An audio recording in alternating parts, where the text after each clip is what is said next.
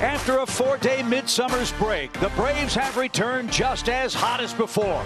Friday night, showtime was go time for the Braves bats. Saturday, Kyle Wright dominated the Halos. And now the Braves are just a half game out of first. The Eastern race is tighter than Paul Bird's shirt. A Sunday sweep is at hand. The Braves and Angels are next on Bally Sports.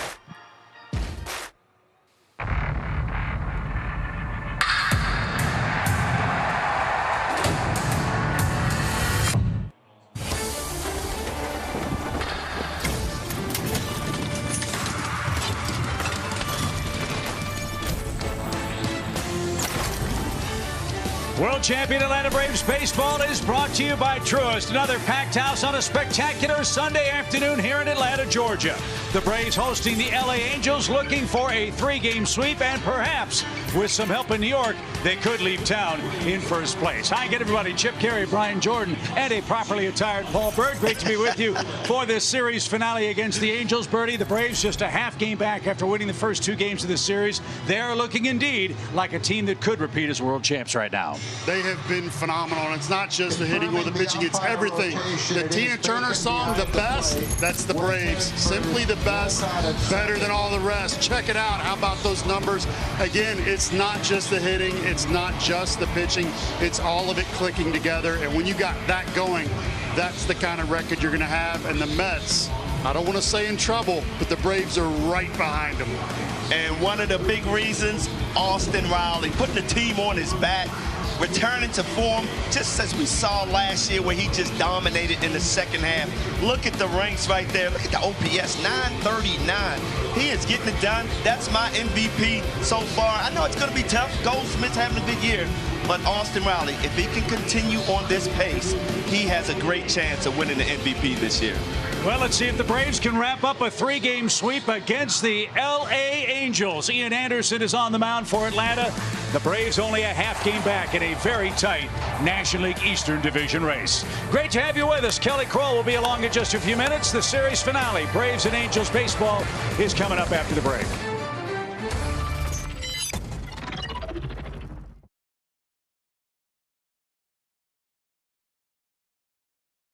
Field here at Truist Park, looking to complete a 3-game series sweep. Anderson 8-5 on the year, Paul Bird, but his last couple of starts, he's looking more like himself in rotation for Atlanta. You got it, Chip, and at the right time. He has been excellent lately. Opponents only hitting 105 versus that changeup with 2 strikes. There you see all the numbers. He has been outstanding in the month of June. Look at that ERA, 2-0, 2.30. He's been excellent. So there is Ian's line for the 2022 season. Most encouragingly, a 2.30 ERA in his last 3 starts. Controlling bases on balls has been the problem for Anderson. Hopefully he can solve that against an anemic Angels offense. Their Toyota starting lineup features Shohei Ohtani at the top. Hasn't been an awful lot of production from the rest of their hitters in this series. That'll be key, I would think, Brian. Limit your self-inflicted damage to Phil Nevin's struggling ball club. Yeah, I mean, and that's what the Braves have been doing, playing great defense. The pitchers getting it done. Not a lot of mistakes out of this Braves ball club. That's why they are winning. So Shohei Ohtani leads off for the Angels. And we are underway. 1 ball, no strikes. First pitch was at 135. First pitch 135. Game time temperature 88 degrees in Atlanta at first pitch. Ian has never faced the Angels. Villar is the only player he has pitched against, so it's going to be tough first time through to see that changeup, see that fastball. And he's missed with 3 fastballs to start the game. 3 balls, no strikes. Ian Anderson with 45 walks this year in 92 innings. And Ohtani had the green light. It's 3-1. How about that, BJ? Your leadoff hitter 3-0, coming out of the gate swinging. Hey, you already got 20 home runs. Why not? He's been most of the Angels' offense all year long. That found the mark, and it's a full count.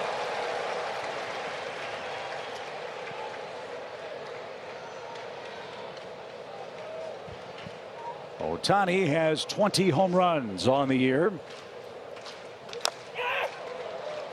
And now he's got a sore foot. Wow, that did not look good.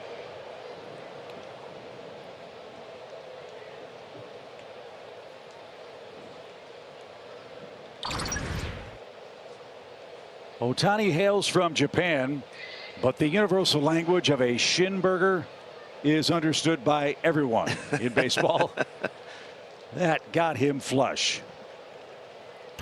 Well, the positive, he got hit by Charlie Morton in the other foot, so took this one off the shin.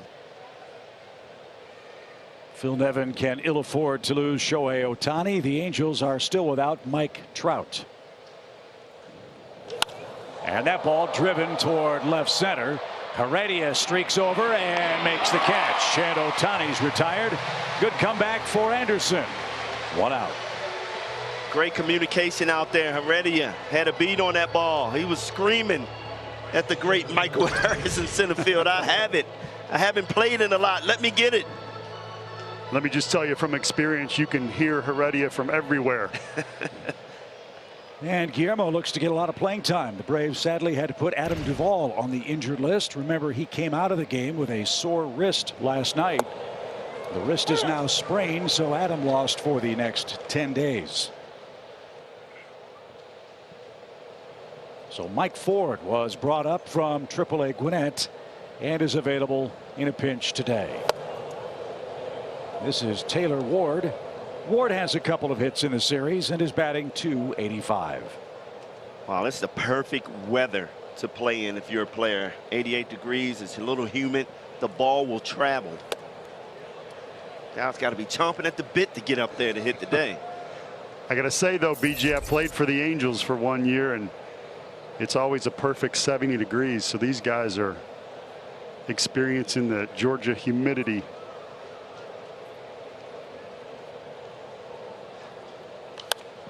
Fouled away, 2 balls, 2 strikes. It won't get any easier weather-wise for the Angels after this game. They head to the always balmy climate of Kansas City, Missouri to take on the Royals in a 3-game set.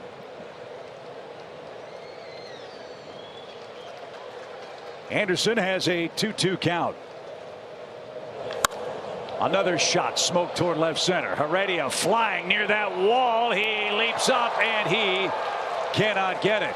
It's a home run for Taylor Ward. And the Angels strike first in the first. It's 1-0. Well, I just think I jinxed us. That ball traveled in that humidity. Taylor Ward did not miss that pitch. You see the changeup down. He went down and got it. And you are correct, BJ. The ball is jumping.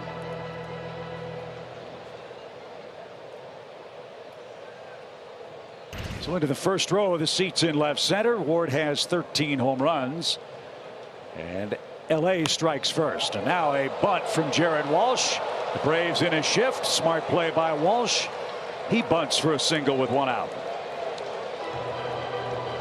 And look, if I'm Phil Nevin, I'm smiling over there. We got to find a way to get on base, score runs, wide open. And this is a guy who got 3 hits yesterday, a couple of doubles, hit the ball really hard, just adding to his game. And if you want to stop the shift, just keep doing that. Right. So Anderson gives up back-to-back hits. Luis Rengifo is the second baseman today. Rengifo 2 for 7 so far in the series.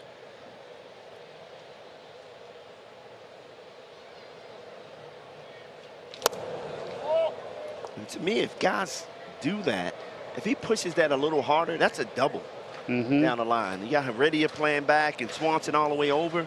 It's a long run.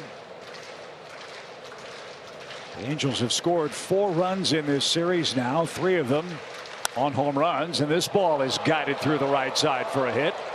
And it's 3 straight knocks for the Angels, who have 2 aboard, leading by a run, and Max Stassi, the catcher, coming up.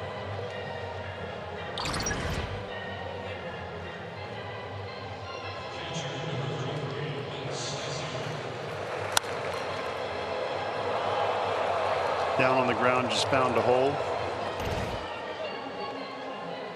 Another one of those. Maybe we get a double play.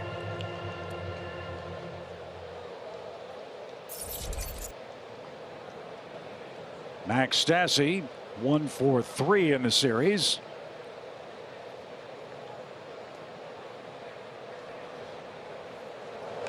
Line into center field. Another hit. Another run will score. Streaking around and heading to third is Rengifo. The ball caught off. 2-0.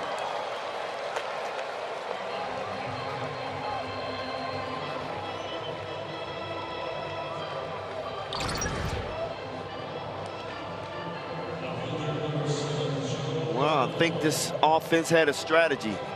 Wait for the changeup. Ball up in the zone. And these guys are not missing it. Yeah, everything's been up for Ian. Fastball's been up. Changeup's been up. And LA is up. 2-0 on 4 hits. And Joe Adell, the batter. This is where you can mix in that curveball if you feel like they're sitting either one. A strike, but up in the zone.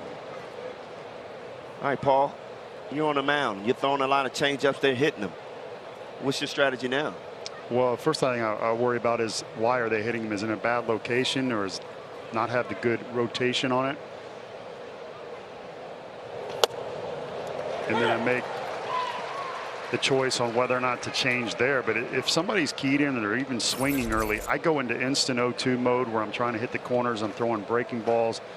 I'm trying to stay out of that middle if I feel like they're swinging early.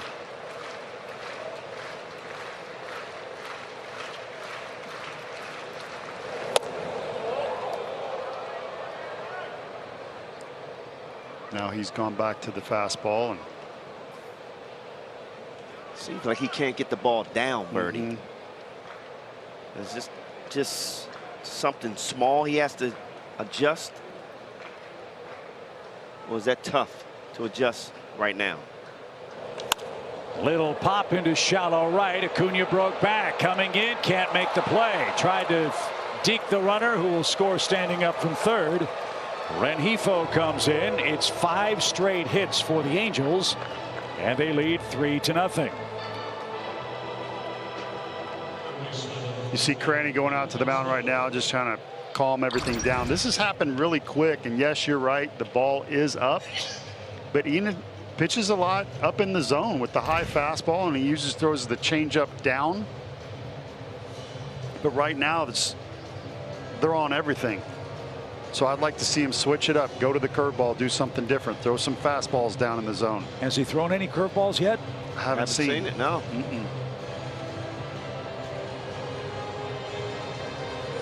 So Anderson is down 3. He's thrown 20 pitches in this first inning. The Angels have 5 consecutive hits.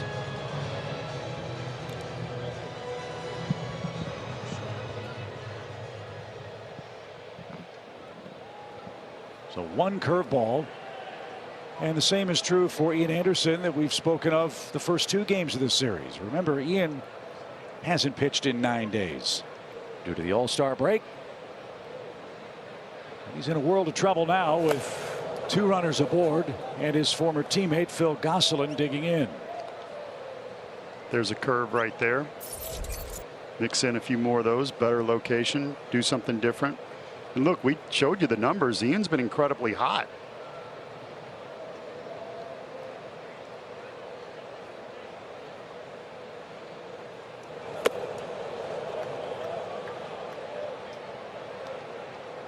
Well, it's pretty obvious what Kranich told him. Get the ball down in the zone. That's 2 balls down in the zone.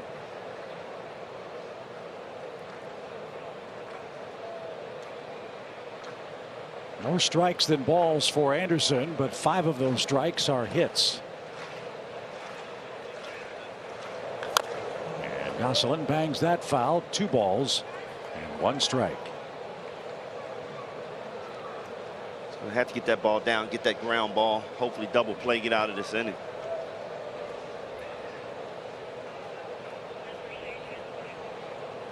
Ian's had 9 double plays turned behind him.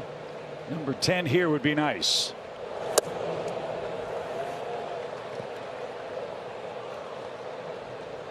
See Contreras doing a little coaching right there, telling him to stay on line, front shoulder, keep that closed. Sometimes early in the game, we've seen it with many starting pitchers where they have trouble settling in. Got to stay on track with your mechanics, all momentum going towards home plate.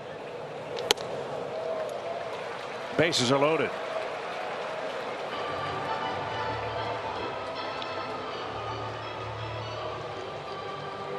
So the Angels, who have struggled so mightily with runners in scoring position, who have struggled so mightily to score runs, already have a big inning, leading 3-0, and Brandon Marsh will stand in the box.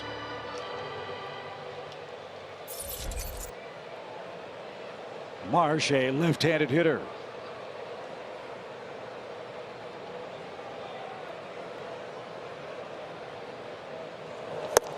There's a good start. No balls, 1 strike to Marsh. 8 homers, 35 driven in for the LA center fielder.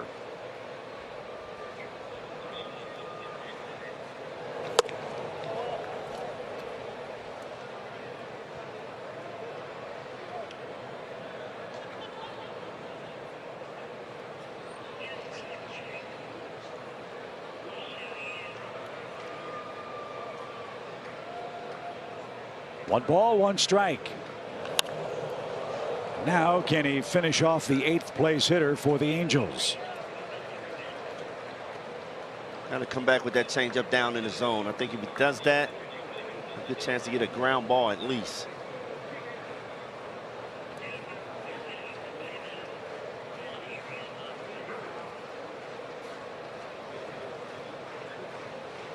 One ball, 2 strikes. On the ground, Olson backhand, second base 1. The return throw to first will not be in time. Marsh hits into a force play. Max Stassi scores, and it's a 4-0 Angels lead.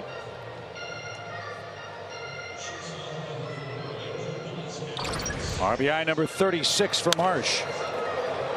Marsh can run. You see him get down the line. Almost wonder if Olson could have gone home right there. After already giving up 3, you don't want to get down too far, but he's thinking double play up the middle all the way. Just no chance. Yeah, and you're right. You got to know your base runners ahead of time. Marsh with that speed, tough to double up. So here's Velasquez, the 9th place hitter. Andrew is hitless in the series, and that one ticks off Riley's glove. Another run will score.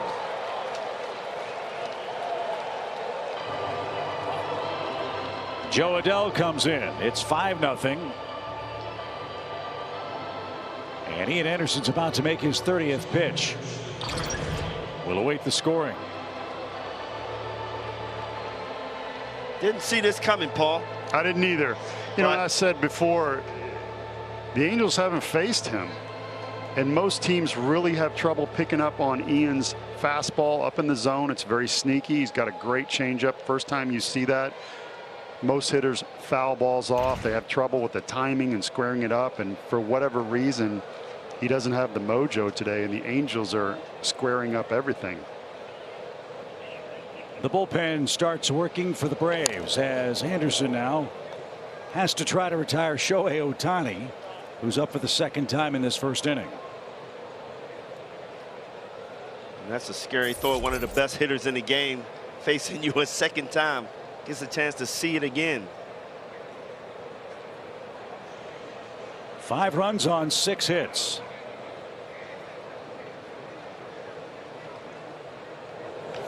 Sharply hit. Dansby, a leaping grab. Ian Anderson needed that. The Braves have a red-hot offense. They've got their hands full, down 5 coming up for the first time.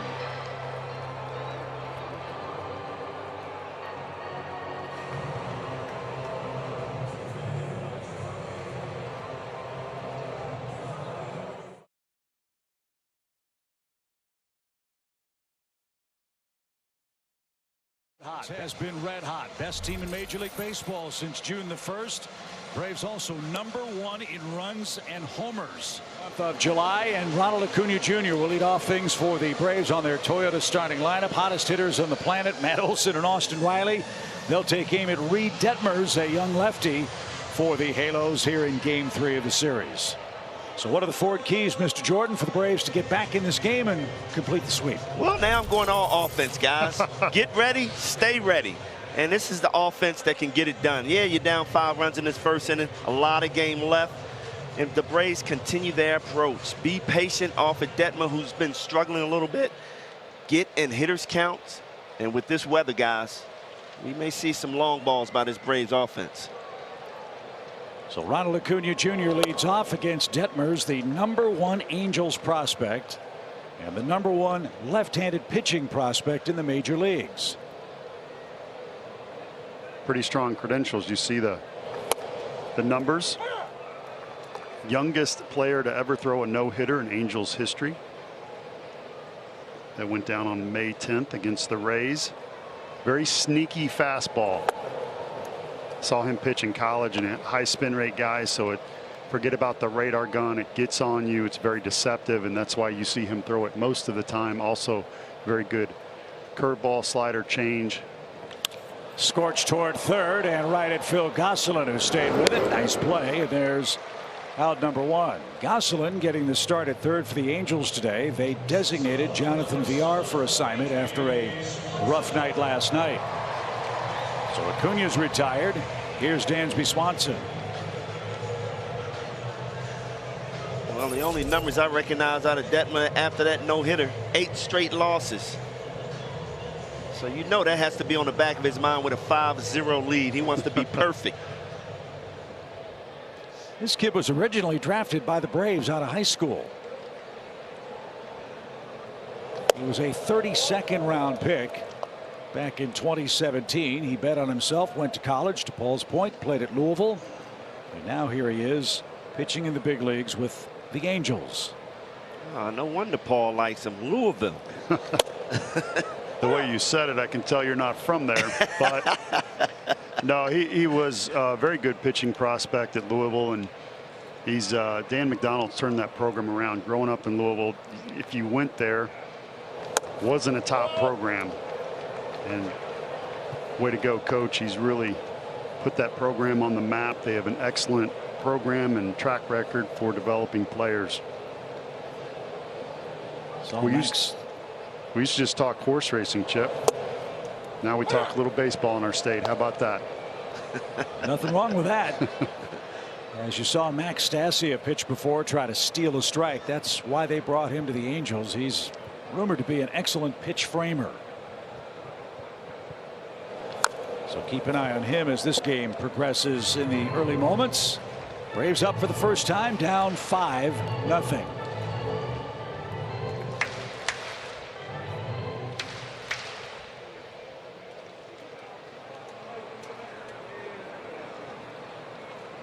Dansby scored a run in 6 straight games for the Braves.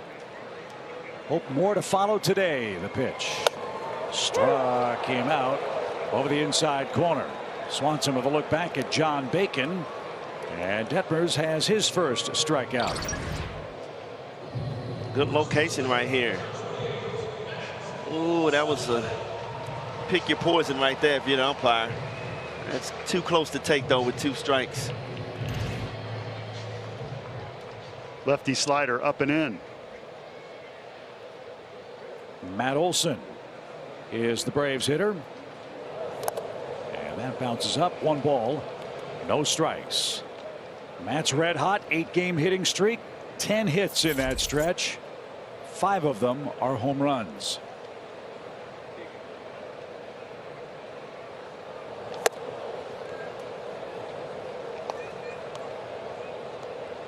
I was told, Paul, before the game that the reason Detmers got sent out, he was straight over the top with his delivery. The analytics folks thought that was a better path to success for him. It wasn't working for him. He went back to AAA, lowered his arm angle, and all of a sudden, since coming back, he's given up 2 earned runs in his last 12 innings. You're exactly right. And here's my point. Why change a guy? You just told me he's a top prospect on the left side. Great pitchers had success. why, based on analytics, change a guy to get more spin rate when he's super effective with his own arm angle? So you're right. He went back to doing what he used to do, and everything's back on track. Lowered that arm angle.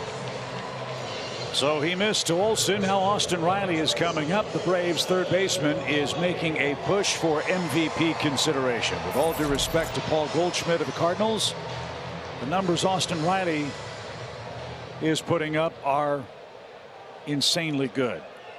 15-game hitting streak working entering today's play. And Riley with 28 home runs.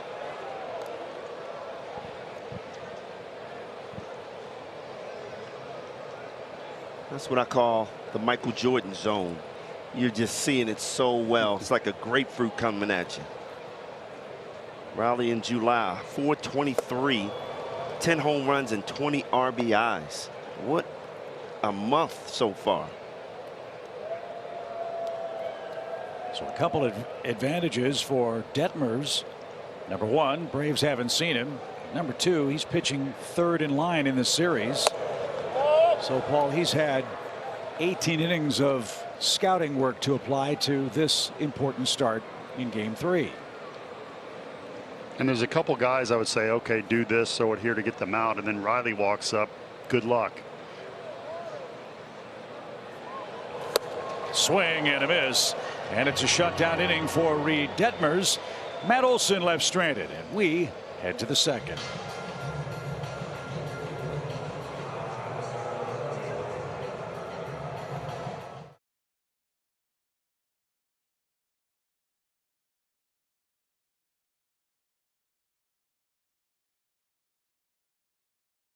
Anderson the second time around. Big crowd here for the wrap up of the series. Our Xfinity Live look cam zooms in as Ian Anderson misses high again to Taylor Ward, who hit a first inning home run.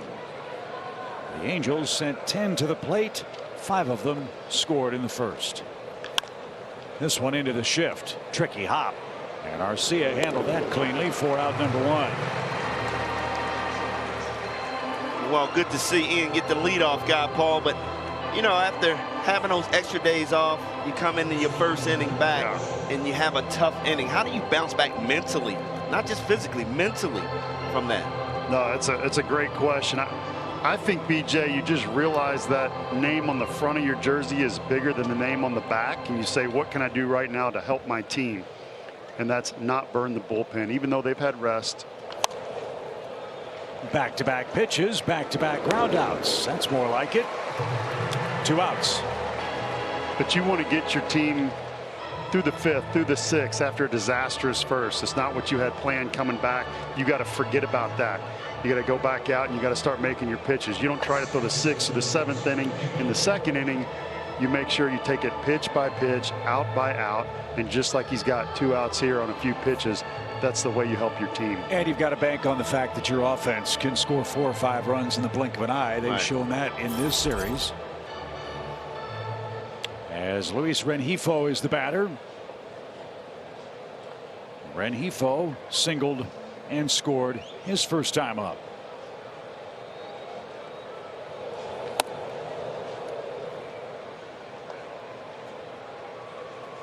The Braves start play today a half game behind the Mets. We won't have a score update during our game. The Mets play the Sunday night game. They're home with the Padres. The Mets have struggled to score runs. They've scored 10 times in their last 5 games. So go Padres go. And this is the normal reaction to Ian's changeup. The miss hits, the foul balls, really hard to time up. That's why that first inning was so unusual.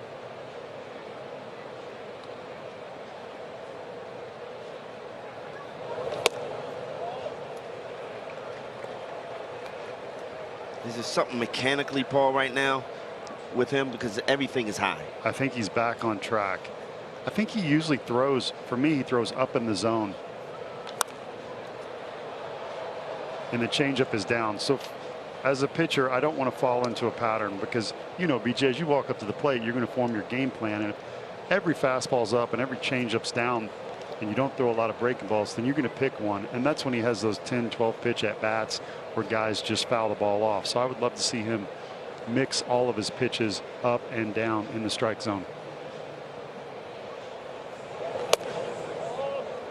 But when it's really just 2 pitches and one of them isn't working, man, oh man, that's really, really tough to navigate your way through a lineup 2 or 3 times.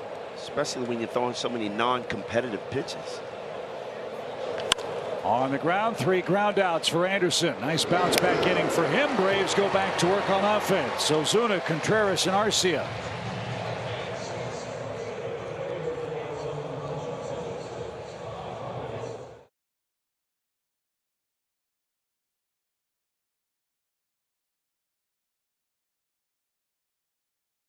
Lefty is on the mound. With this Braves offense, you feel good about your scoring chances. A look inside the numbers today, fellas, brought to you by our friends at Hyundai.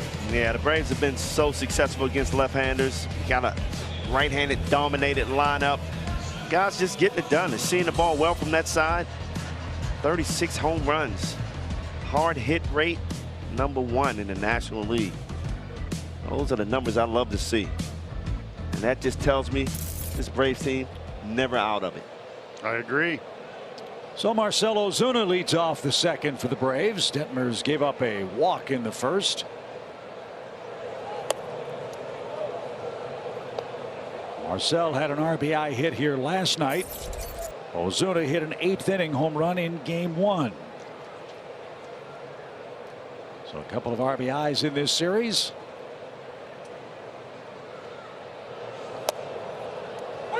And another good curveball. Can't wait to see Ozuna getting one of those streaks where he is not missing anything. He's taking a lot of strikes. And when he's in that zone, he's swinging at everything. Especially that inside fastball, inside slider, which he is watching right now.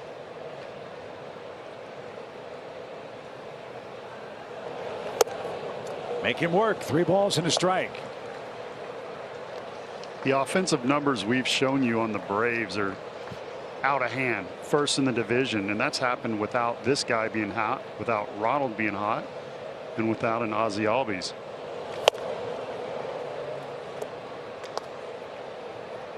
Good swing there, but a little late. Full count.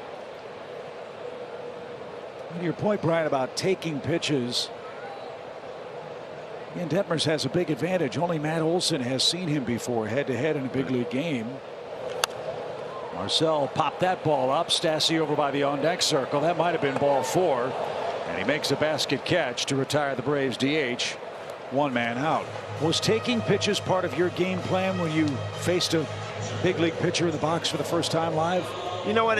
It has a lot of going into that game, watching video, having a strategy. Like if he's a guy that, starts out with that strike 1 fastball, yeah, I'm going to go up there and be aggressive. But if he's a guy that nibbles early and you can get in the hitter's count, then I'm going to go up there and be patient. I'm going to take some pitches. I'm going to see it. And then we're going to adjust as the game goes on. All-star William Contreras, the hitter. That's upstairs.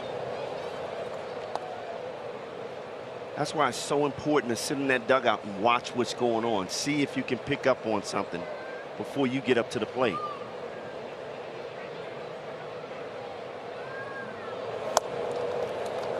Did you look at video and say, this guy reminds me of pitcher X? And if so, did that help you prepare for that at bat? Yes, no doubt about that. And a lot of times your hitting instructor will already have watched video and will tell you who this guy reminds him of.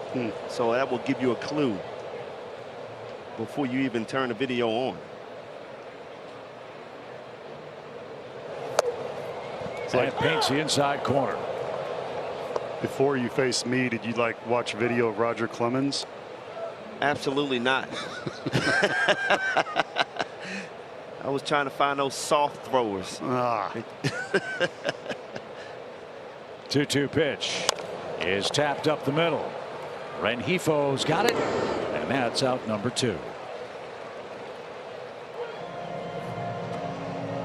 Orlando Arcia is the hitter. He has one hit in the series, and it was unforgettable. That mammoth back-breaking 3-run homer off Shohei Ohtani here on Friday night. Talking about making adjustments. Ohtani striking out Arcia twice on that curveball. And he was waiting for it his third at bat and hit a 3-1 bomb.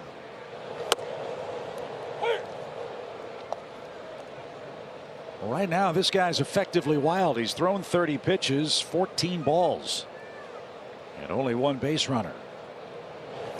But he's got a plus fastball. Boy, that's got some movement. 95 miles an hour, and just like that, it's 0-2.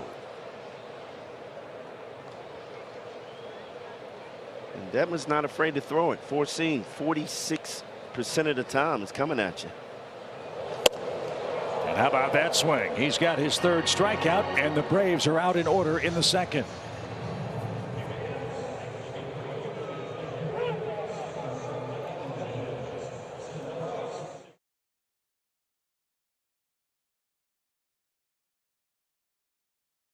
First All-Star nod for Braves catcher, and third for the backstop for the Cubs. And just in hearing William talk about the experience, all he could say was, this is so incredible. This is a dream come true for my brother and I, who, guys, he went back to how in Venezuela they were sneaking out of the house even though they weren't supposed to, and playing at the time with just a stick and a plastic ball. But they could see themselves on this stage one day. But I think it really rang true when there they were in Hollywood together, the entire family, and both of them starting for the National League. Pretty incredible weekend, and I know experience for both of them. Yeah, it was a great story, Kelly, and I love seeing the two of them on the red carpet. They look terrific. In fine fashion for the Cubs and Braves, respectively. As Ian Anderson back to work, he had an easy second inning.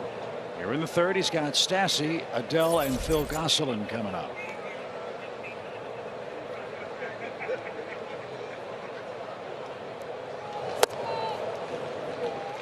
Nice changeup right there.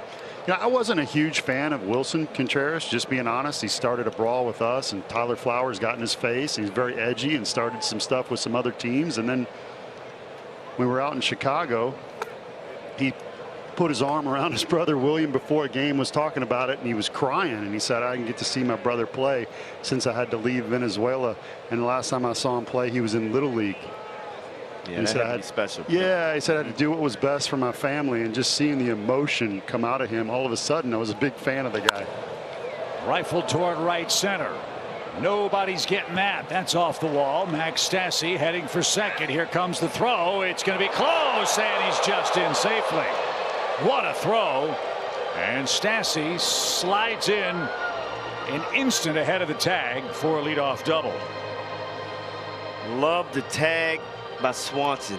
Man, he caught that ball, quick tag, but a great play with Michael Harris, playing it off the wall perfectly, and then a perfect throw to second base. I think Stassi got in there, though. The secret's out. Harris has got a cannon. High school pitcher, low 90s. He's uncorked a few in the upper 90s this year. That was impressive. So Joe Adell with an RBI chance. He provided a run-scoring hit in his first trip to the plate. LA with 5 runs on 7 hits, and we're in the third inning.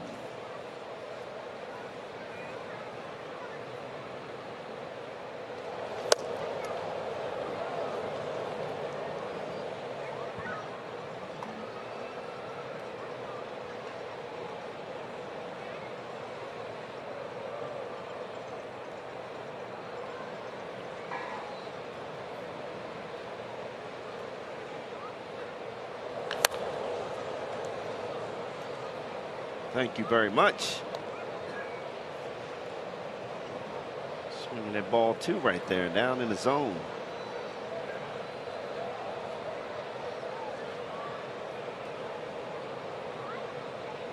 Adell made a great bid for the U.S. Men's World Cup soccer team with a play in right field last night.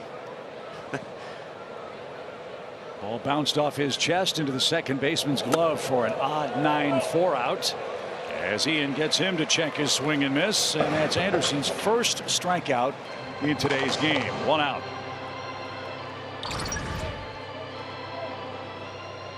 Change up way down in the zone.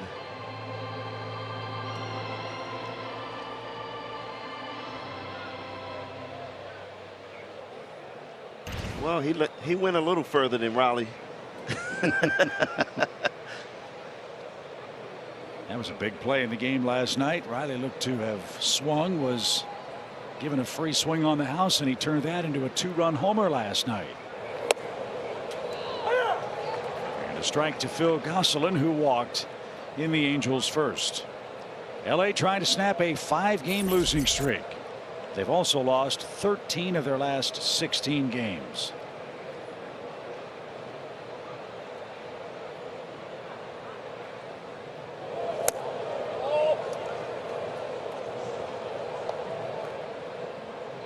They were flying high early in the year. They were in first place. At one point, the Angels were 10 games over 500. They're 39 and 55 right now.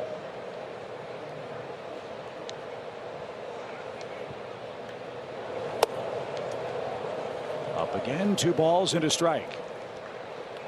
And that really blew me away because, you know, I'm a big fan of Joe Maddon and his energy as a manager. And when they started out the season, I was like, watch out for the Angels in the West. And it's just like they just fell apart. I mean, you fall apart and slump a little bit, but nothing was going right for these guys. Right. They've lost 38 of 50 games after that 10-over start. And it's not like Mike Trout has been hurt the whole time. He's injured now. But they've stopped hitting. They do not have a save since June 29th out of their bullpen.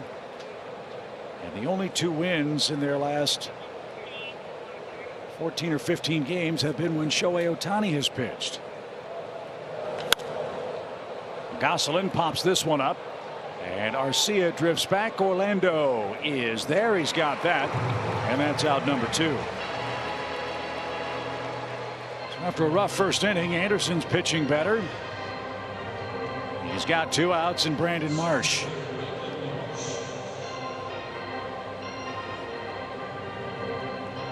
If he can get out of this inning, I think that's going to give some momentum to this Braves offense. Leadoff double.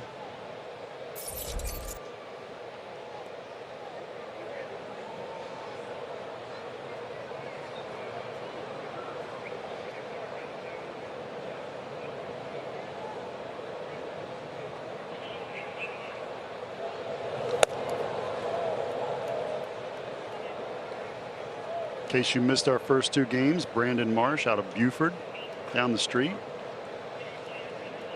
Lost his father recently, came in the All-Star break and slept on his mom's couch. She's been at every game. Cool story.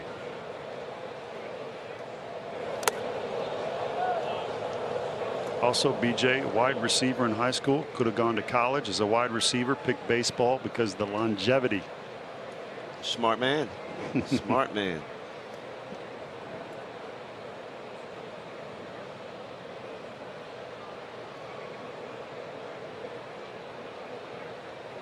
Runner at second, 2 balls, no strikes.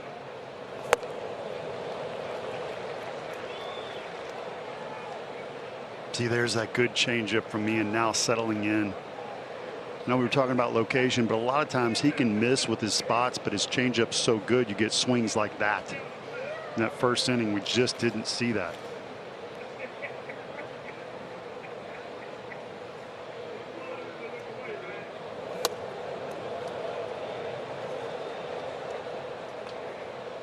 So it's 3-1 to the 8th place hitter for the Angels, Brandon Marsh. Andrew Velasquez is on deck.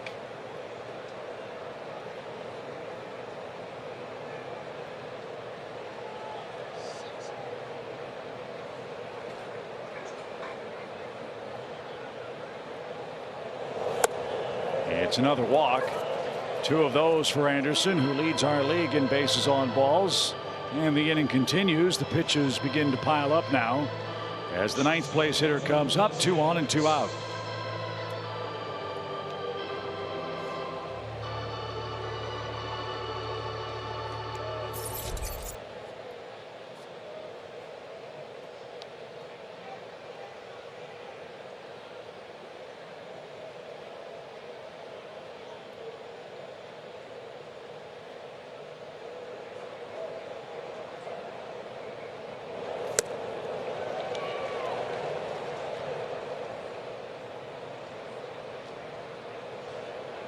look at this lineup for the Angels. Everybody's been on base except Ohtani. We hope to keep it that way the rest of this game. He's on deck. Ian ahead. No balls. 2 strikes.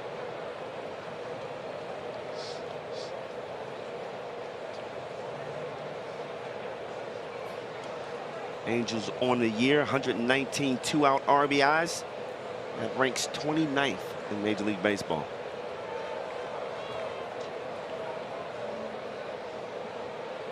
They've got 1 today. As that darts off the plate, no swing. 1 ball, 2 strikes.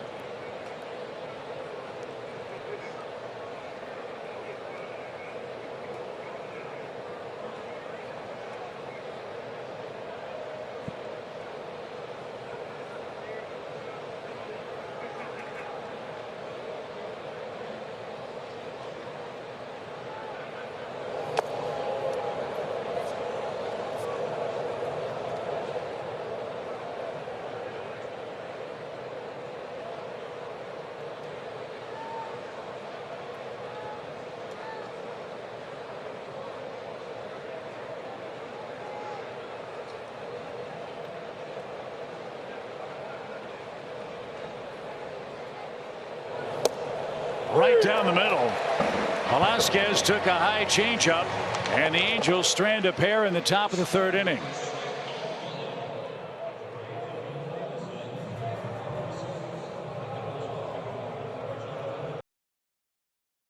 Valley Sports is brought to you by Truist. Kelly Kroll, Brian Jordan, Paul Bird, and Chip Carey with you from Atlanta. Long conversation with Rick Kranitz and Ian Anderson. Birdie, what do you think they're talking about? Right now, I'm just looking at some of his arm actions and mannerisms.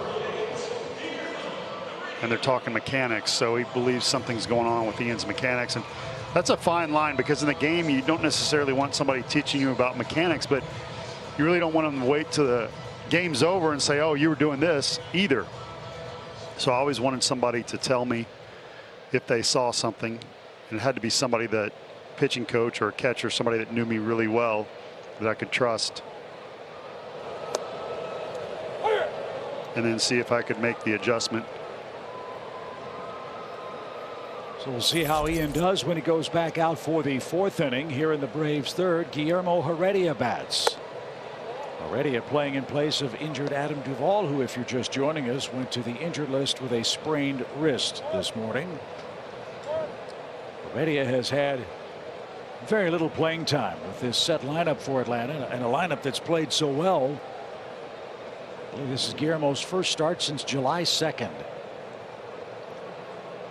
Yeah, with the new DH guys, it's tough to crack this lineup, and Heredia,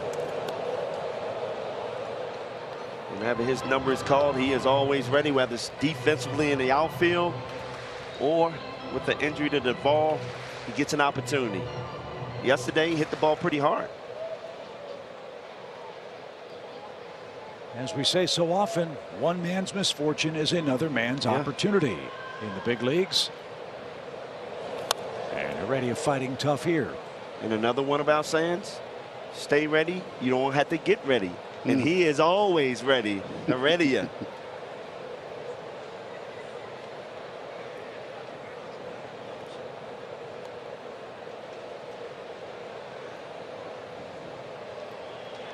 Five 5-0 Braves up in the 3rd inning. And the 1-2 pitch. Well, this kid's not afraid to throw inside, is he? When he does, they are close misses. I love it. Man, you got to be mad at the guy who tried to change his mechanics. That's so frustrating.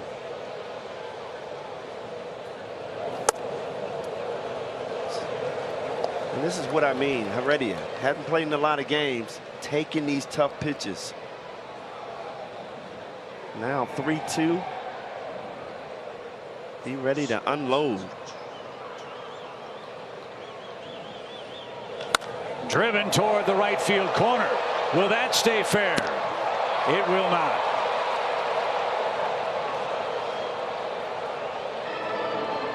Interesting stat on Heredia, who's again had so little playing time.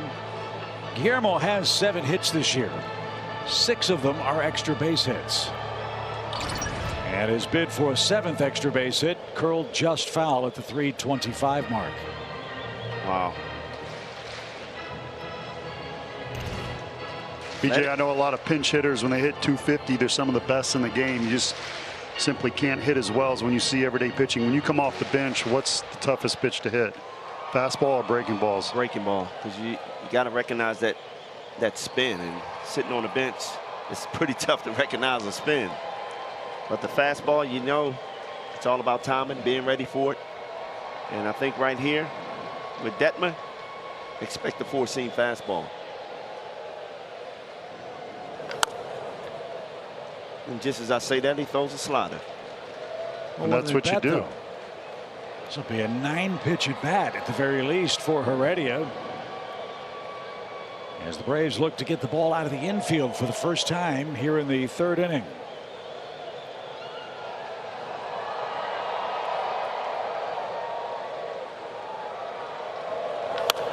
Another ball scorched.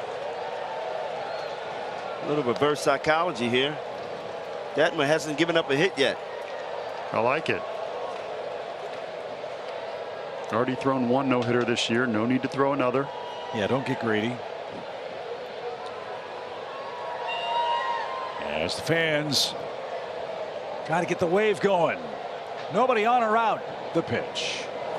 Pulled a string on him. Big slow curveball, and that's strikeout number 4 for Detmers. Wow, what a good pitch here. 3-2 count. You went with 2 hard sliders, and then you slow it down with the big curveball. Great at bat, though. If the Braves start hitting, you're going to go back to that at bat and say, Heredia got it going. 10-pitch at bat there. Michael Harris, a good series. And I think it's safe to say we're seeing the value of having 3 or 4 effective pitches when you're a starting pitcher. A lot of weapons to go to.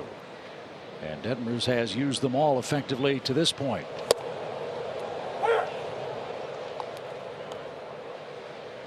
Hitters get used to the batting eye at home. A lot of times they will hit better at home than they are on the road. Harris at home hitting .290, on the road .287.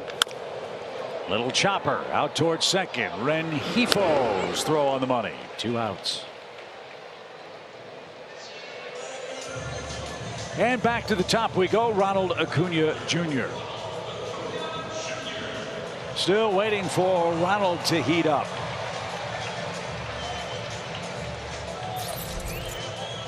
And look, guys, as a fan, you're sitting there saying, what's wrong with Acuna? Well, I'm going to tell you, nothing's wrong. Right now, he's just trying to get over that mental block of not returning after 9 months and being the same player when he left. It takes time. And then you see a young kid beside you like Michael Harris comes up, kind of steals your thunder a little bit, and you just put more pressure on yourself. But I know he's going to turn it around soon and be the guy that we expect. Big hole right side for Ronald, as that's inside. 2-0. The pattern looks pretty obvious, Brian. They're keeping the ball in the inner half with this right-hand dominant Braves lineup. How do you get him off of that? Well, we saw him cheat earlier in Miami against one of the best pitchers in the game. He's going to have to start cheating and turning on that inside pitch to where the strategy changes against him. And with that in mind, the Angels shift on the left side of the infield.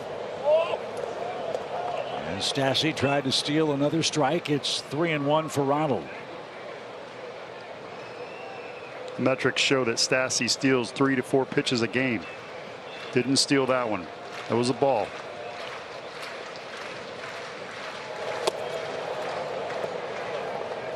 Swing and a miss on the inner half. It's 3-2. Now the degree of difficulty for Detmers increases. He starts his 2nd trip through the Braves lineup card.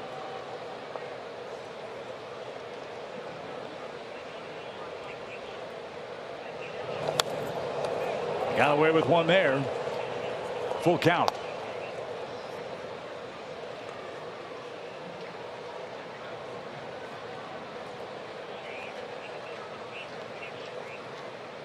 And I think, guys, that's the big difference right now. Acuna, he's a tick late on the fastball every time. And a swing and a miss. 5 strikeouts for Detmers. Braves are out in order in the 3rd. We go to inning number 4.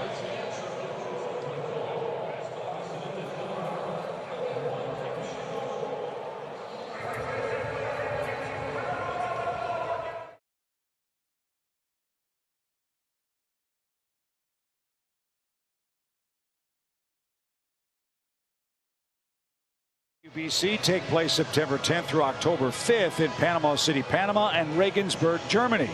For more information, visit worldbaseballclassic.com. The Angels got 5 runs in the first inning. They lead 5-0 after 3. And the top of the order greets Ian Anderson again. It's Shohei Ohtani up for the 3rd time in today's play.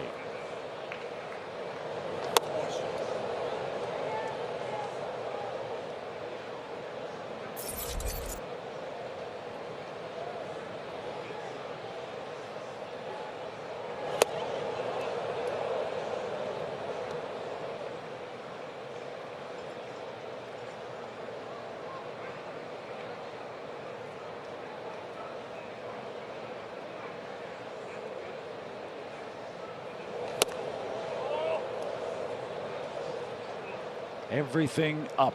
3 balls, no strikes. They started out the game with Shohei 3-0. Came back and got him.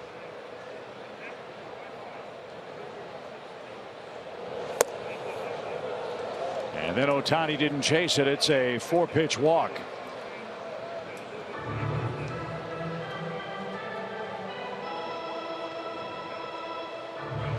So Ohtani's aboard. And Taylor Ward, the hitter, he's homered and grounded out. Braves bullpen will get going a little bit. Hitters hit .384 a 3rd time through the lineup against Ian. Struggled a little bit today. See if he can bounce back and have a good inning here.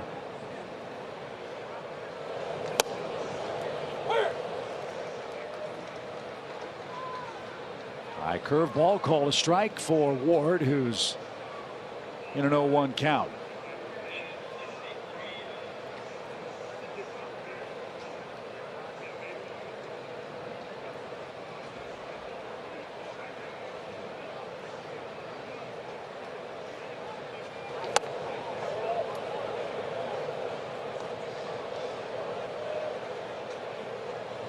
I may be wrong, but it seems to me the scouting report when opponents are facing Ian Anderson, don't swing at the changeup.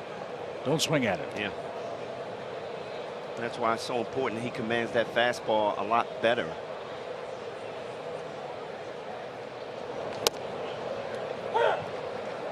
Spun a curveball in for a strike.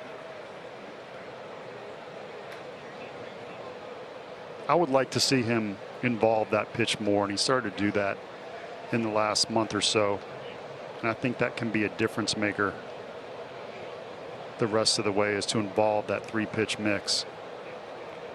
Runner goes, got a good jump, and that's smacked into center field, a base hit. The Angels will have him 1st and 3rd, and nobody out. So Ward has 2 hits. Jared Walsh is coming up. Shohei took off right there. You had no chances of throwing him out. If you had questions about his speed, Shohei can get it done. It's a big man too. 6'4" and runs like an Impala. So on instructions from the dugout, William Contreras and Dansby Swanson will meet on the mound. And buy some more time for the Braves bullpen. And I think that's going to be the end of the line after 74 pitches for Ian Anderson. Brian Snitker's on his way out. So tough times for the Braves young right-hander. He will depart with runners at 1st and 3rd and down 5-0.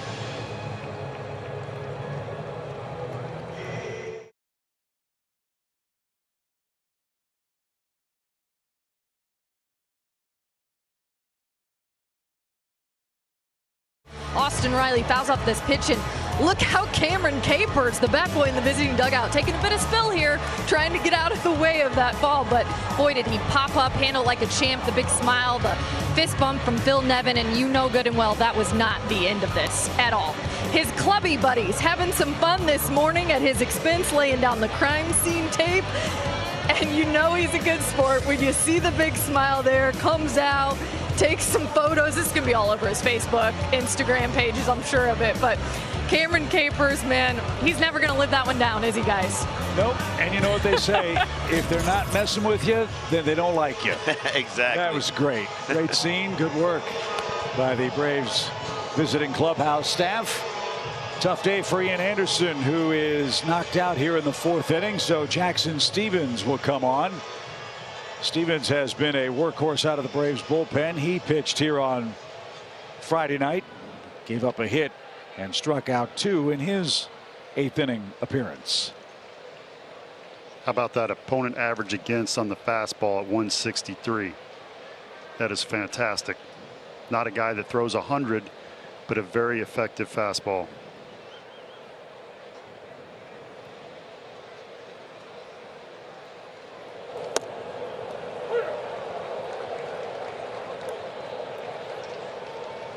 So, Paul, I got to ask you the question.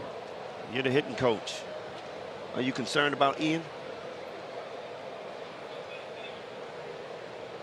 I mean, I just have to see more bad outings. He's been so good over the last month. So you can't be hot every time you go out there. And there's sometimes you're just going to have an outing. It doesn't matter what you do. You're going to give up 5 or 6 runs. Best in the game, they may give up 3 runs, but there's still outings where you just don't have it, and this may have been one of those. Now, if somebody falls into a pattern and they throw 2, 3, or 4 of those, then yes, I'm worried. No balls, 2 strikes. And a swing and a miss. Jackson Stephens gets the all-important first batter. The Braves bullpen has been awesome in the series. Now 11 strikeouts in 6 1/3 innings worth of work. And that's a big strikeout. Come in out of the bullpen, man on first and third, no outs. Now all you got to do is entice this ground ball, get out of this inning.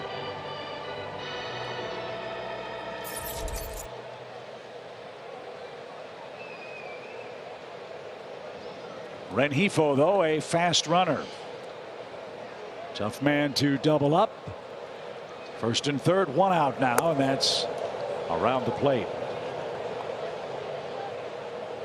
For me, the biggest issue for Ian Anderson is he's just not been able to take the game through the 6th inning.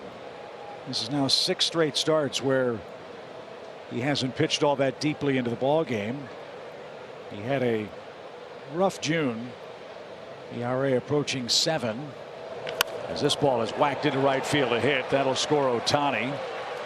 And heading to third is Ward. The throw is going to head into the camera well.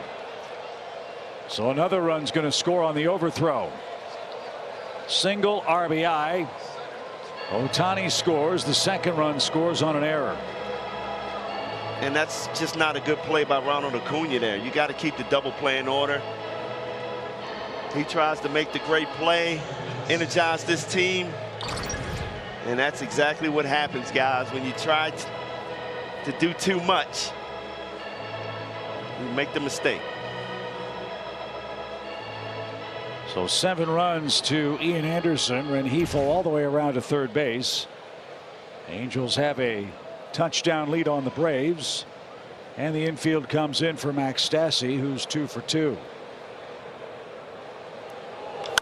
And he delivers a fly ball to right. That'll chase Ronald back. And that'll be plenty deep enough to score Rengifo. And the Angels have scored 8 times.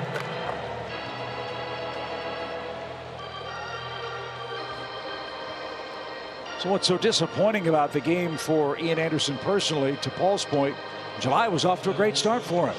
No, he wasn't pitching deep into the game, but he'd only given up 4 total runs in those first 3 starts this month. So the All-Star break came at a real bad time for Anderson, who was on a nice pitching roll.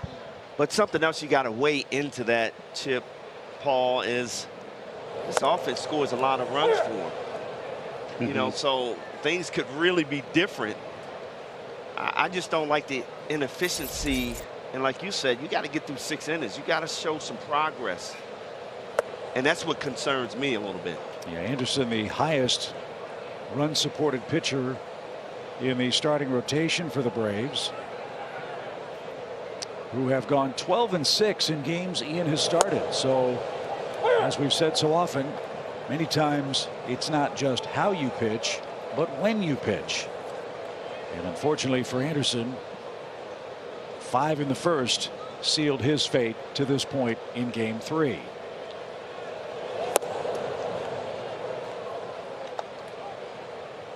You see how Stevens, he's got a 2-seamer, he's got a 4-seamer, he's got a curve, he's got a slider, he's got a changeup coming out of the pen. Normally that's what you see out of a starter, and the guy coming in the pen has 2 dominant pitches. I think, and I've said this a number of times, the next step for Ian will be able to involve other pitches. He's got to pick something else up, and I think that will take him to the next level. He's very young, he's very talented, he's a World Series champion.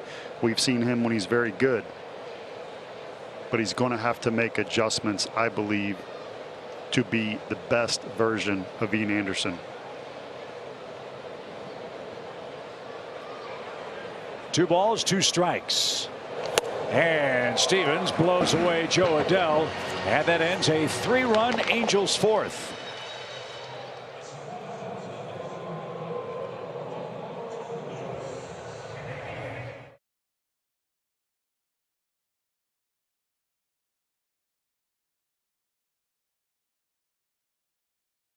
To you by Toyota.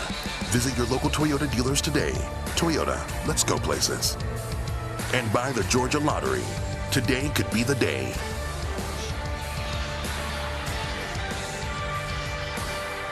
We head to the bottom of the 4th inning in Atlanta. 8-0 Angels have the early lead. The World Champion Trophy Tour presented by Truist is making 151 stops across Braves country. And fans will be able to celebrate in South Carolina coming up in Anderson, Myrtle Beach, Hilton Head Island and more from July 27th through the 31st. See Braves.com/trophy tour for all the information. So, Paul, how do you handle a comeback? What's your phrase I like so much? Well, I think it's how do you eat an elephant? Yes. Yes, one bite at a time. So the first bite needs to be get a hit. Second bite needs to be get the ball out of the infield. And then third bite, hit some homers with men on base against Reed Detmers, who is pitching hitless baseball through 3 innings with 5 strikeouts.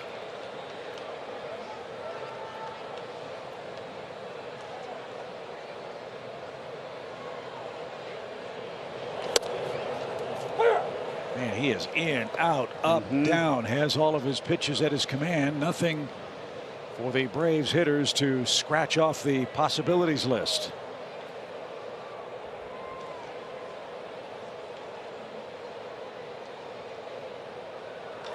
There we go. There's a base hit, a 2-strike knock for Dansby Swanson. Wow, he is just so good, guys, this year. It's fun to watch. Gets 2 strikes, doesn't panic, fastball away, goes right with the pitch. And that breaks up the no-no, guys, in the 4th inning. There's that first bite. There it is. Right. Yeah, that's that first bite in the elephant. BJ likes that too. So Matt Olson, who walked his first time up prior to Swanson's hit, he was the lone Braves base runner. Interesting note on Matt Olson talking to the Angels people. You know where we were 2 years ago today? I do not.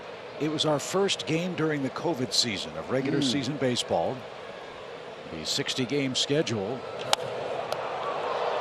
And Matt Olson, while playing for the Oakland A's, hit an extra inning home run against the Angels in that 2020 campaign. My, how time flies, and it's great to see the ballparks packed again, back live. As Detmers turns that loose, and it's fouled back, a ball and 2 strikes. And by packed, I mean Truist Park. Another sellout crowd today. Last night, the Braves zoomed past the 2 million mark in attendance after 53 home dates. So 28 more home games are left. A great shot for the Braves to draw 3 million customers. And boy, do we appreciate it. The players do too. I mean, I love baseball. So passionate about it. I love the chess match between the pitcher and hitter. I can even get so excited and talk about it too much at times. But without fans, we could have the greatest game ever, and it just felt like a spring training game with nobody cheering for the home runs, listening to it clank in the seats. I'm out in right field with Kelly talking to Ronald Acuna Jr. in between innings.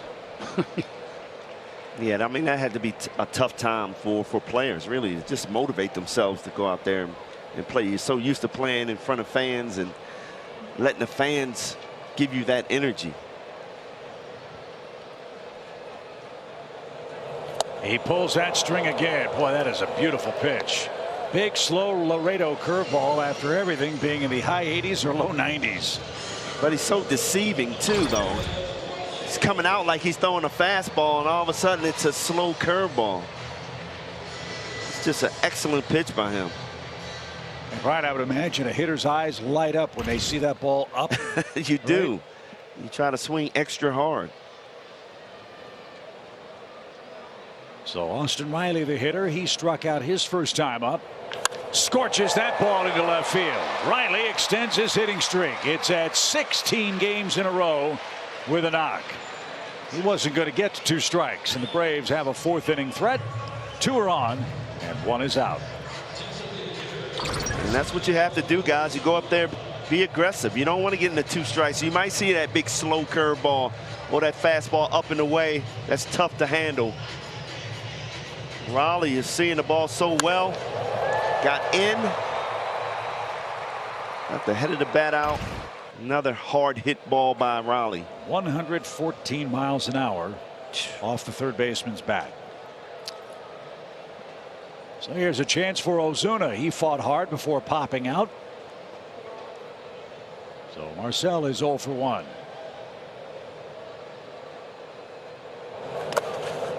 Nice stop by Stassi.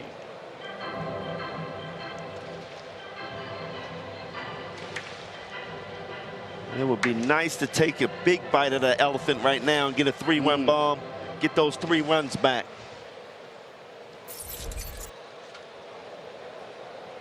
Braves second in baseball in home runs with 151 of them. And over the tomahawk, too high, ball 2. So the Braves getting better looks at Detmers the 2nd time through the order. And this year with men on, the Braves 58 home runs. Opponents only 27. Braves are leading the world in every category. This one popped up into shallow left. Velasquez and Adell, and a near collision. But Adell handles the grab for out number 2.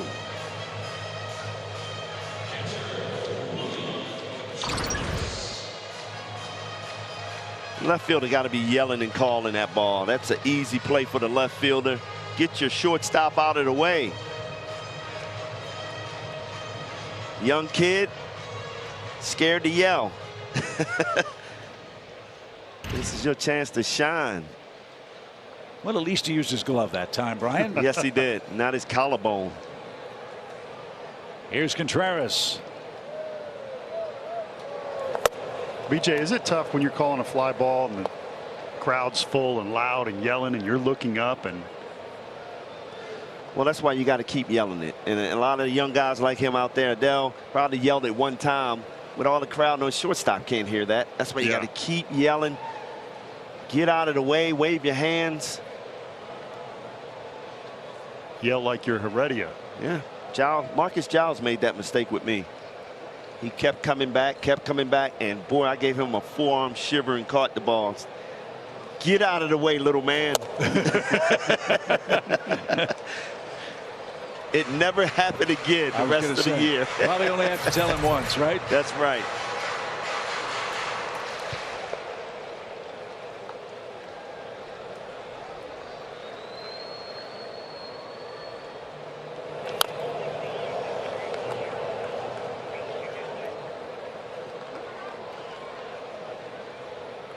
You're a young player at home. Center field has priority over everyone, then the outfielders. Shortstop second, then the corners, catcher. Pitcher, unfortunately. You were last on the totem pole to catch a fly ball.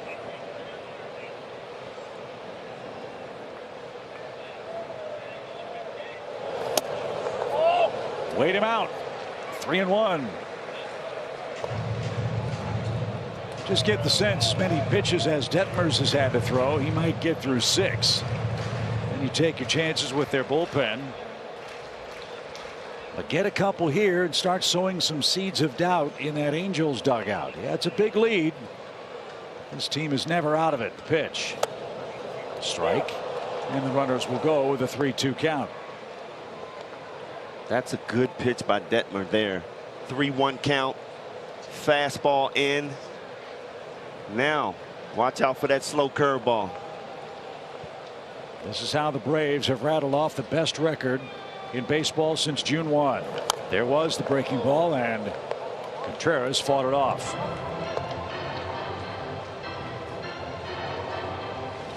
Cameron, the bat boy, getting all kinds of props. He made it down the steps unscathed. After he picked up a foul ball a moment ago. Great report from Kelly Kroll a couple of innings ago. Runners lead 3-2, 2 outs. And the pitch. It's upstairs, ball 4, and the bases are loaded.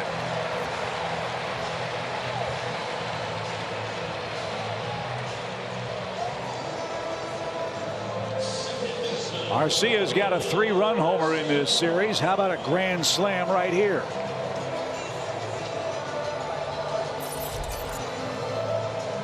On his homestand, 1 for 6, 3-run bomb.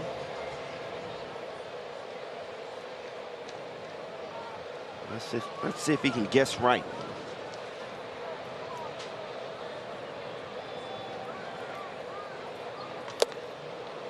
Late at 94.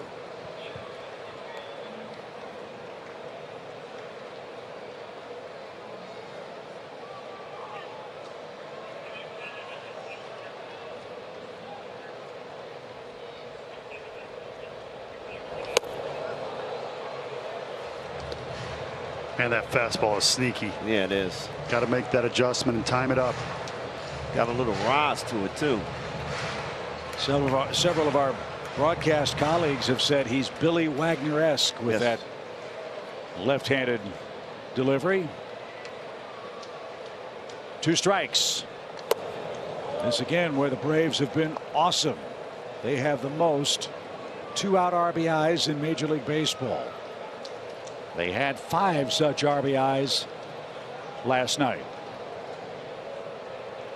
See if Arcia can just keep the line moving.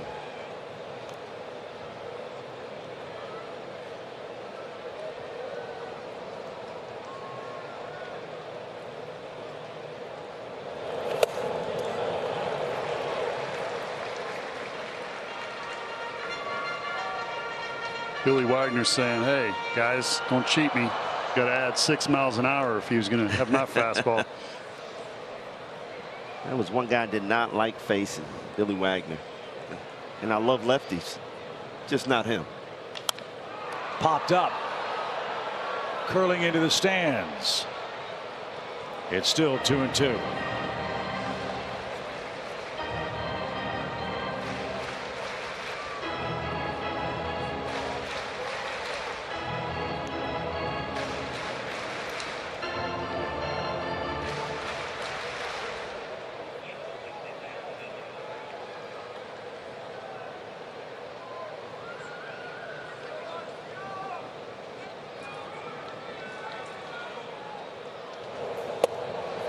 Here we go.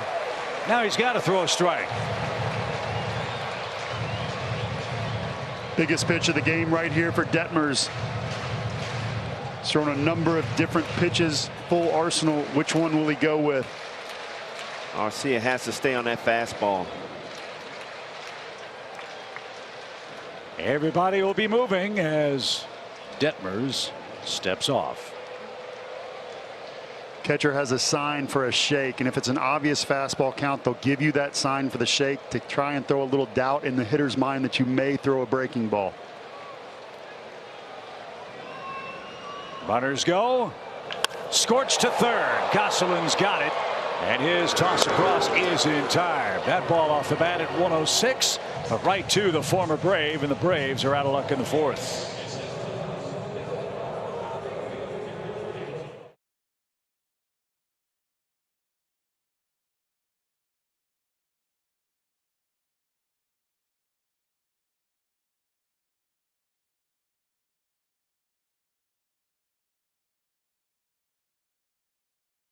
Park, packed house for the finale of this brief homestand. Jackson Stevens is on in relief for the Braves, and the Atlanta bullpen has given Brian Snitker plenty of that. Here's how our Georgia Natural Gas impact players of the game. How about that? Low ERA, that's first in the National League. You see the walks, hits, innings pitched. Second in the league. All other numbers are good. They don't give up the long ball. So there's plenty of reasons not to change the channel, not just the Braves offense, but this bullpen is very good too. Phil Gosselin will lead off. He's walked and popped out. The Angels got him on waivers Monday. The Braves let him go to bring in Robinson Cano. And with Jonathan Villar DFA'd by the Angels and Anthony Rendon out due to wrist surgery, Phil Gosselin might get a chance to play every day for Los Angeles. 1 ball, 1 strike. He's made a nice play at third base. I needed him to kick that one, BJ. Yeah, that ball was blasted. That's 2 nice plays at third base by Gosselin.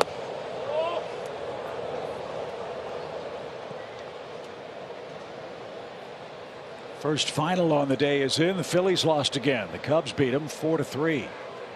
Wow. That's good news. The pitch. Braves will head to Philadelphia next. Open up a 3-game set tomorrow. Max Fried will make his second half debut for the Braves. First pitch at 7:05 from Citizens Bank Park. Our Braves live coverage begins at 6:30 Eastern Time. Strike 3 inside corner. Third strikeout for Jackson. That was a good pitch by Jackson. He took a lot off of his curveball. A little 12-6 thing. I like it, falling off to the left side. Not everybody can do that. Get that kind of spin with your body going in that direction, but he certainly did.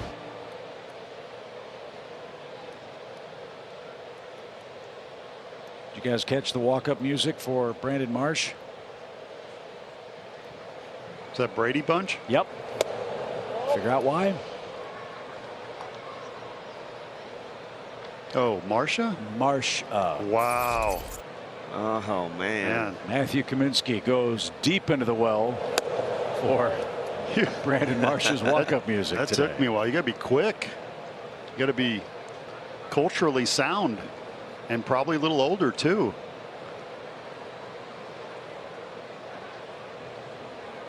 Two balls, no strikes.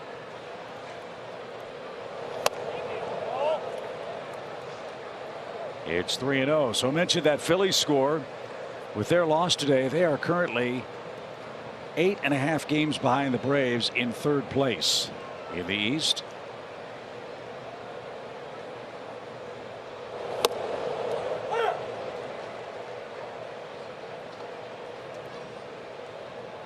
See if Jackson can come back from 3-0. Good fastball there.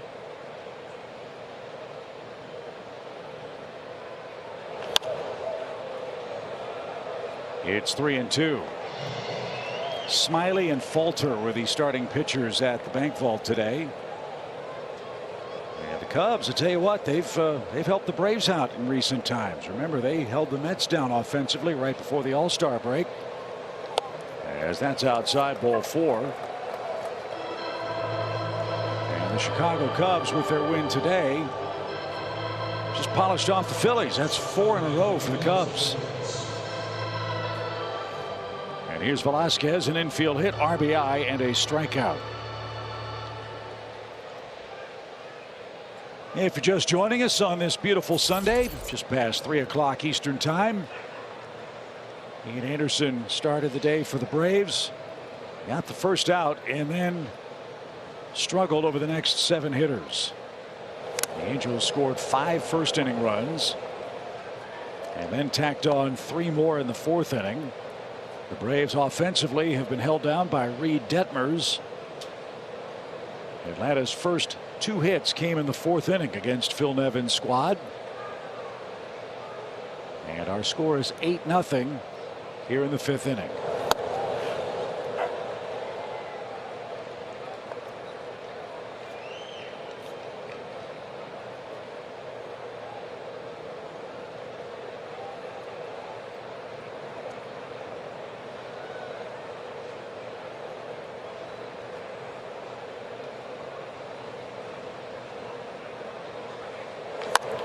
Little chopper, that's going to stay foul. And Velasquez has an 0-2 count.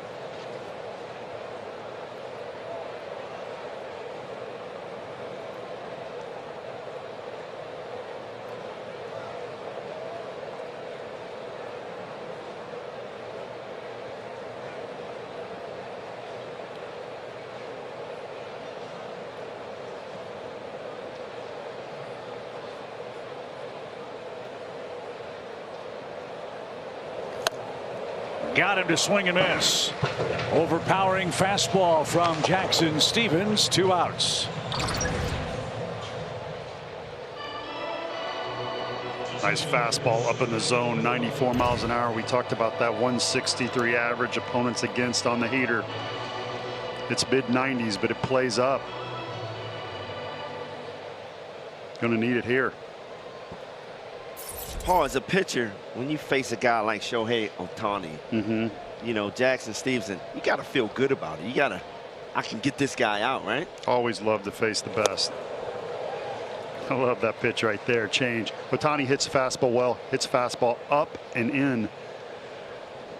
As we've seen in this series, that's his nitro zone. So when Stephens has that good high fastball, doesn't mean that he can hit yours. You're still going to throw it and try and find out how he responds to your specific stuff. Popped him up. Riley battling the sun, shielding his eyes with the glove, and he makes the one-handed catch. And that retires the side. We are halfway through Game 3 in Atlanta. Good work from Jackson Stephens.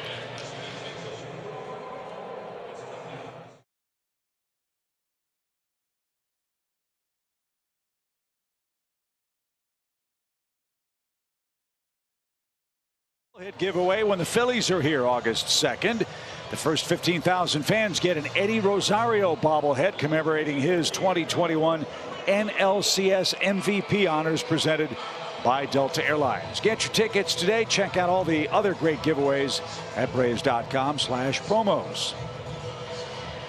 Good That's work Eddie. for Jackson Stephens. Super Rosario. God, how clutch was he last year? I still can't get over that 5-pitch cycle. That's just amazing. That's one that I don't think anybody will break that record. And a good thing your Ford keys for that game, Bryant, weren't. Be patient. Well, let's see what Heredia can start for the Braves. He struck out a 10-pitch at bat against Detmers in the 3rd inning. Make this kid work. Get that pitch count up. Get him out of the game. Get into the bullpen. Get a run or 2 across. There's still a lot of time left in this game.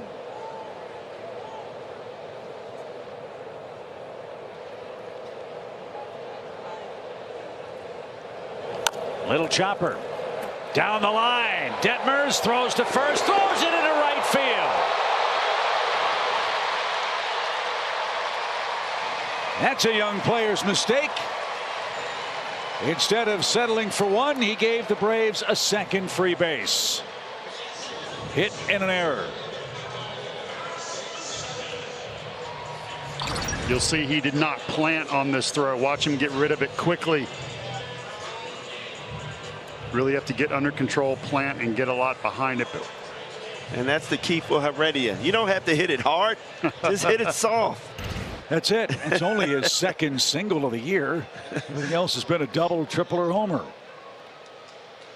So a great chance for the Braves with Harris up. And he slashes this ball to left. Adell going back to the warning track is there. And there's the first out.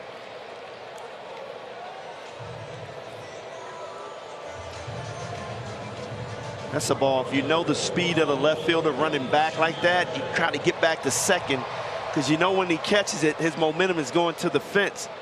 You steal that bag right there. Get in a scoring position. Well, better position at third base.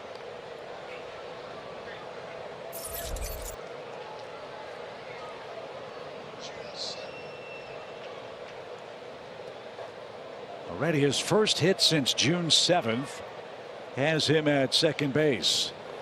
And remember, that's not because Guillermo's been struggling. That's because he hasn't been able to get in the lineup.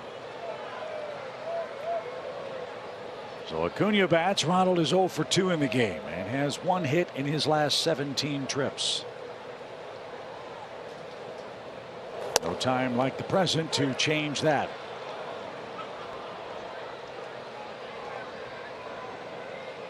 Ronnie a little frustrated with that last call, change up off the plate. Can't let the umpire beat you.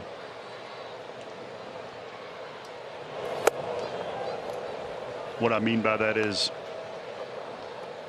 can't spend time and sulk and pout. Got to get back in there. Get ready for the next one. And you got to protect right here. 2 strikes. Anything close, you got to be hacking.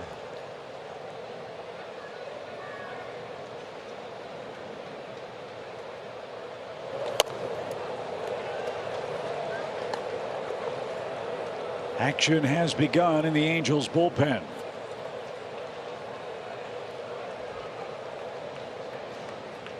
Andrew Wantz is the first reliever to warm the pitch. Smoked into left field. Adell on the run. Still coming. Still coming. Dives and makes a great catch.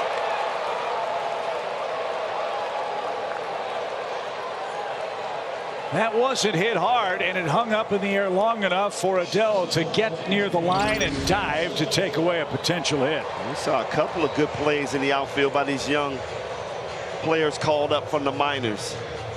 Dylan Thompson last night, and Adell getting it done for the Angels today.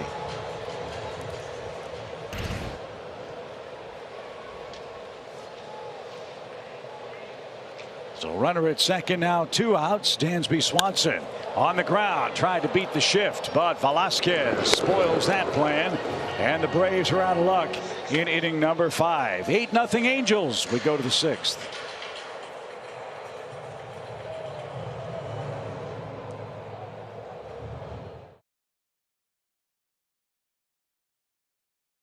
Braves against the Phillies. That's Bailey Falter. That's Yan Gomes, who went deep right down the left field line at Citizens Bank Ballpark. And then another one. Cubs with 4 runs on 7 hits. They beat the Phillies 4-3. Cubs have won 4 games in a row. The Phillies now 8.5 games behind the Braves in the divisional race. And we'll see the Phillies head-to-head tomorrow. Our coverage starts on Bally Sports South at 6:30 Eastern Time. Max Fried and Ranger Suarez will tip it off, a battle of left-handers. All your Braves action on the Bally Sports app and presented by Truist.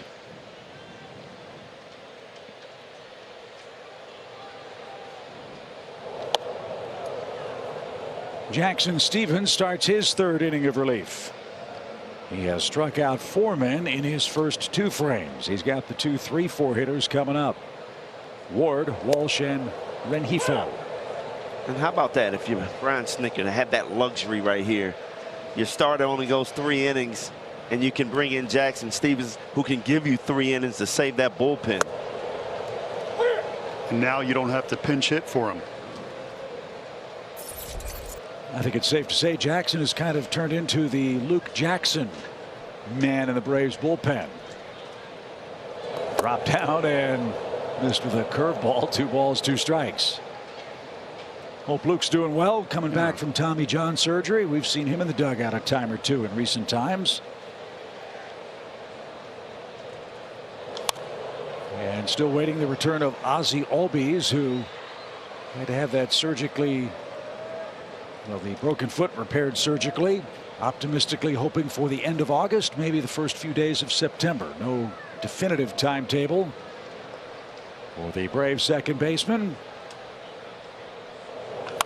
Off the end of the bat, cue shot. And Swanson, who's made just 1 error in his last 36 games, makes that play for out number 1. Jared Walsh, the hitter. First, a quick word from Zaxby's. Fried chicken salad under 600 calories with the dressing? You better believe it. Only at Zaxby's.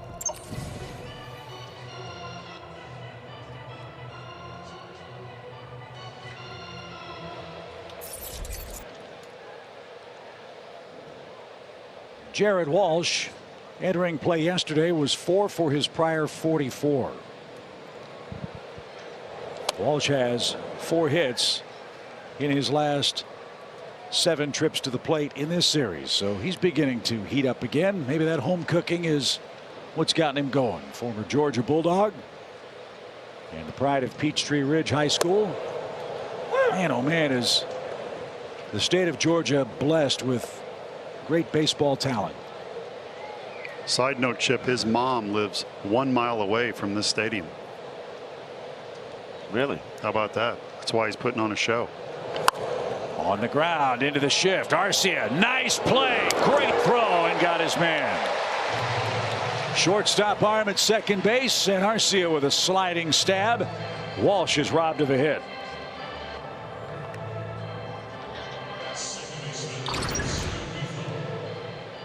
Continue to talk about Arcia's defense. He's getting it done. Makes it look so easy. Very smooth on the slide. Gets up and throws a bullet. Strongest arm in the league at second base. That's a shortstop's arm. It's a cannon. 2 hits for Luis Rengifo.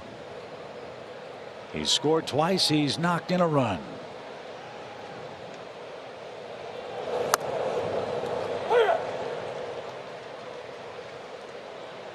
The bullpen continues to work for the Angels. Might be 5 and fly for Detmers with an 8-0 lead. Braves have 12 outs left. 0-2.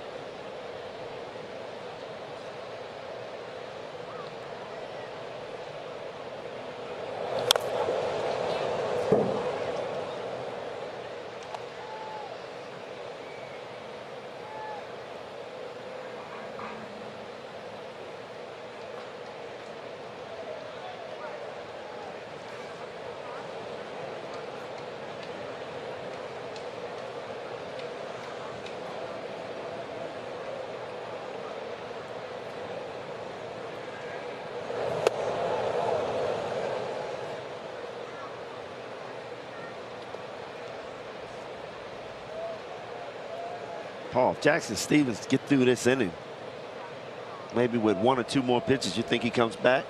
Certainly can. His arm is trained as a starter, long man in the pen, so you can get a lot of length out of him. And again, multiple pitches. Hasn't labored very much.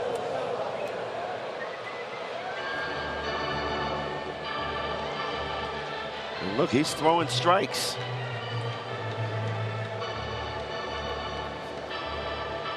.31 strikes, only 12 balls. 4 strikeouts. He's got Rengifo set up, but missed upstairs. It's 2-2. I know baseball pitchers play a lot of golf. They also play some chess and play a lot of cards too. good strategist. I am told this is the best card player on the team, BJ. Oh. Watching you two on the team charter, you might want to recruit him. Full count. I've got to give it up to the magician, Paul Byrd. I don't know how he does it. Every time he deals a hand, he always gets the best hand. A lot of minor league bus trips, BJ. Sleight of hand. Breaking ball is tattooed down the right field line, but that is curling foul.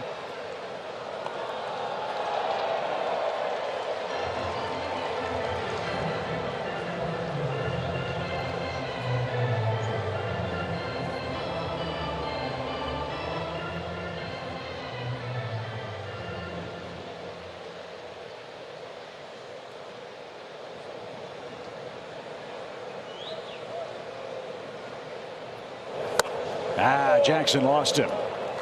So Rengifo aboard for the third time in the game. Second walk for Jackson Stephens. Max Stassi is coming up. Before he bats, here's a quick message from Delta.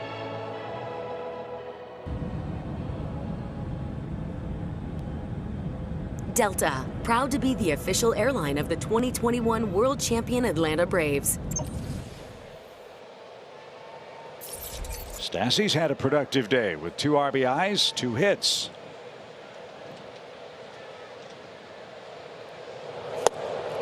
Well, you mentioned this guy's skill as a pitch framer. I wonder how that's going to impact decision making for major league catchers and organizations if the automated strike zone comes into play. Don't have to worry about framing if the computer's going to do it.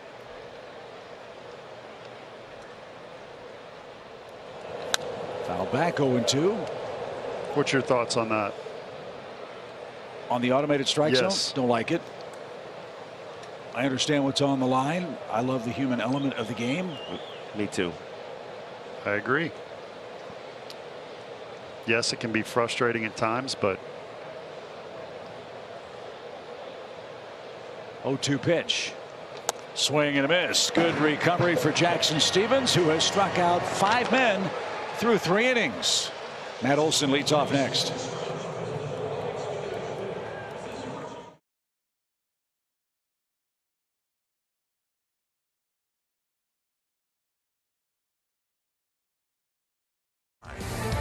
Your local Ford dealer. Delta Airlines. Keep climbing. And by Truist. When you start with care, you get a different kind of bank.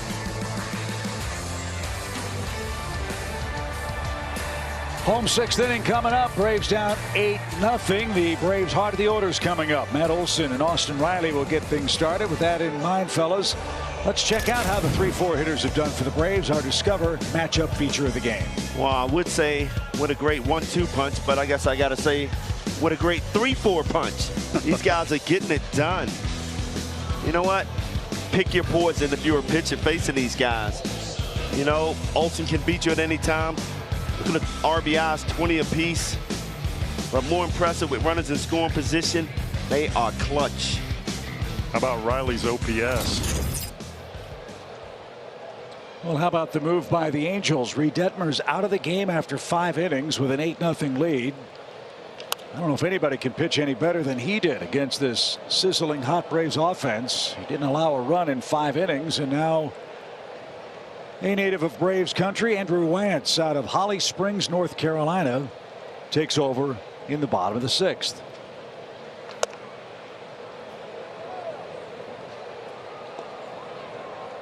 So Detmers comes out of the game after 5, which means he does not get a quality start. But he did go deep enough to pick up the win, barring a big Braves comeback, and they're certainly capable of that. And that's what's interesting. The quality start developed by sports writer John Lowe, 1985, while writing for the Philadelphia Inquirer. You have to throw 6 innings, 3 runs or less.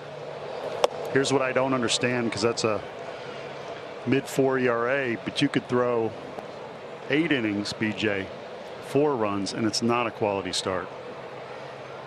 Can't figure that out. But anyways, that's the definition. And Olsen didn't get that. He swung over the top, and there's out number one.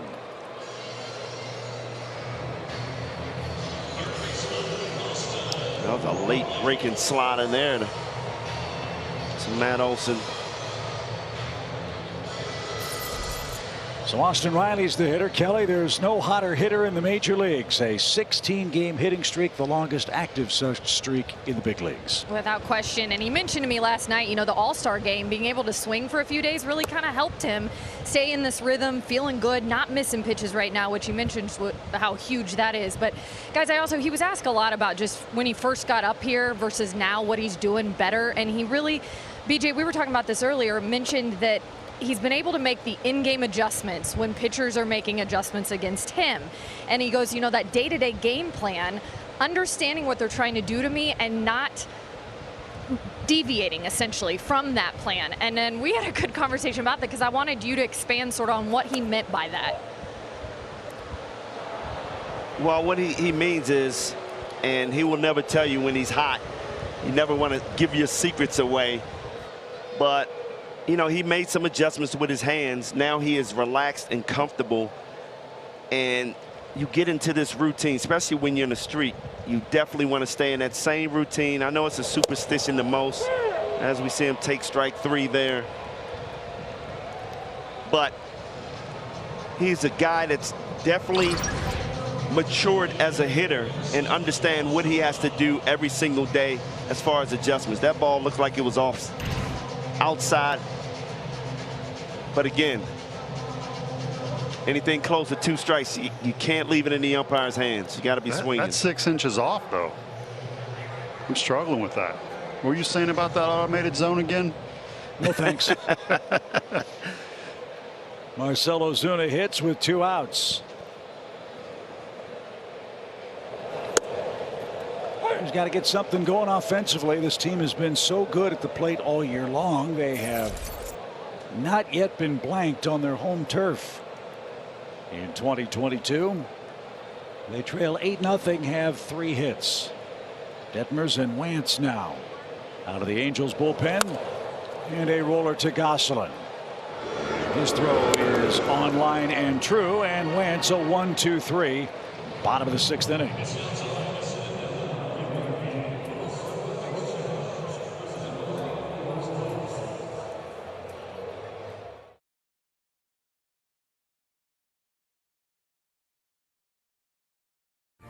Presented by your local Hyundai dealers.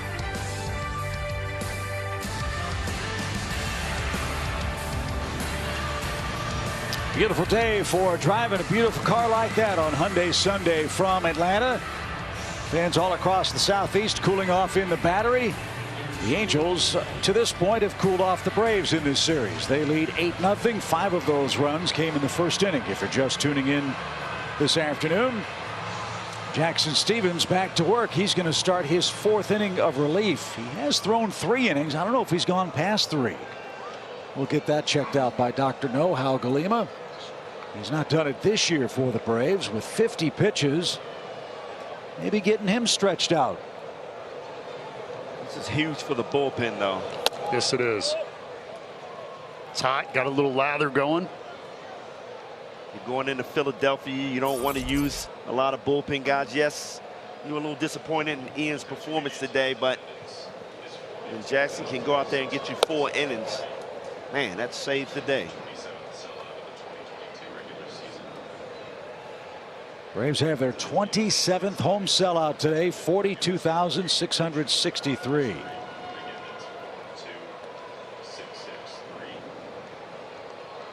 It's been great to see the Angels. We talk about getting to see players we haven't gotten to see in a long time.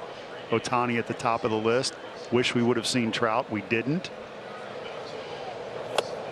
But talking to a lot of the Angels players, they get to see us as well. And they've been so impressed with the setup here, the stadium, how intimate it is. They say it feels like the fans are right on top of you. Little chopper. Riley's got to hurry. Fast runner. Bare hand play. Can't make it. And Joe Adell has a soft single, his 2nd base hit of the game.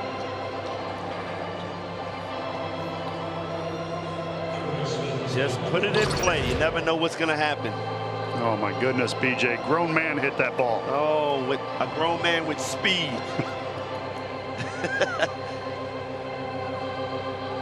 I don't think Riley had a play even if it would have come up clean. No play at all. He's really come a long way in making that play look so easy, and it's not. Chipper Jones was obviously so good at third base with that bare hand crossbody throw to first. As Phil Gosselin drives that one to center, and Michael will gather that in. No advance by Adell, who scampers back to first. And Gosselin is out number 1.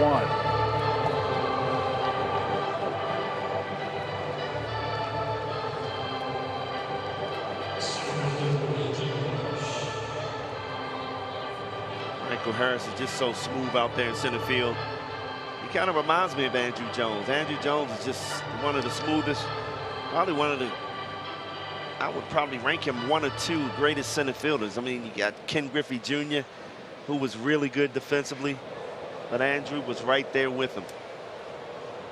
Well, he's been a difference maker for sure for the Braves, who've won 36 of 50 games Harris has played since he came up from Double-A. Matthew Kaminsky just played Werewolves of London. Can we guess why?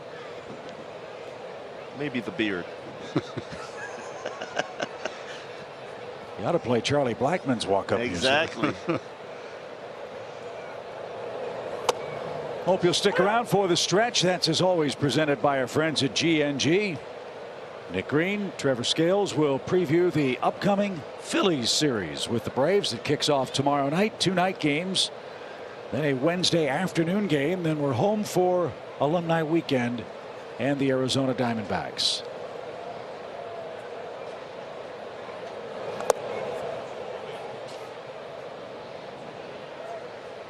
Marsh, as I said earlier today, a standout wide receiver in Buford. They have a great football program. He said that being a wide receiver helped him track fly balls. Thought that was interesting. I'd never heard that before, BJ. Well, you know what? That's why I was a good outfielder, because playing DB, you got to turn, break on the ball. You got to track it all the time. So take that, Brandon. DBs track better than the receivers. Got to have better footwork too, going back side to side. They just catch the ball better than we did. And they hit a lot harder too.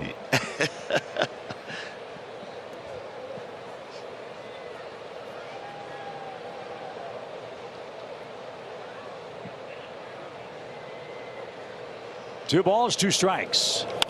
And this one is shot into shallow center. That's going to get down. Good play by Michael to get to it quickly. And Marsh has his first hit, but he's aboard for the 4th time in the game. And after 60 pitches, Jackson Stephens will come out. But this is an interesting situation. He could spot start. He's thrown 60 pitches. And if Ian Anderson's struggles are of concern, maybe we'll see Jackson Stephens in a starting assignment for the Braves coming up. Only time will tell. 8-0 Angels. Good work by Stephens.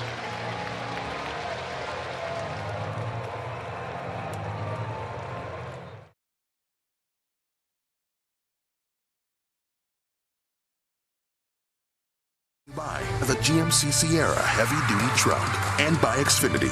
Supercharge your home with supersonic Wi-Fi. Unbeatable internet. Only from Xfinity. Colin McHugh's going to take over here in the 7th for Jackson Stephens, who did a nice job this afternoon. And if you're wondering about that bullpen group and the night shift, if you will, could be getting some reinforcements soon. Kirby Yates, if you missed the game last night, he was in the dugout here with the Braves because Mississippi Braves had the night off. They'll be playing this afternoon here in about an hour. But in 2 innings of work, guys, he's had 4 strikeouts. And Snit was impressed because the other night he gave up a leadoff double and got out of the frame without any damage. So he bumped into him, and I actually saw Kirby too in the dugout.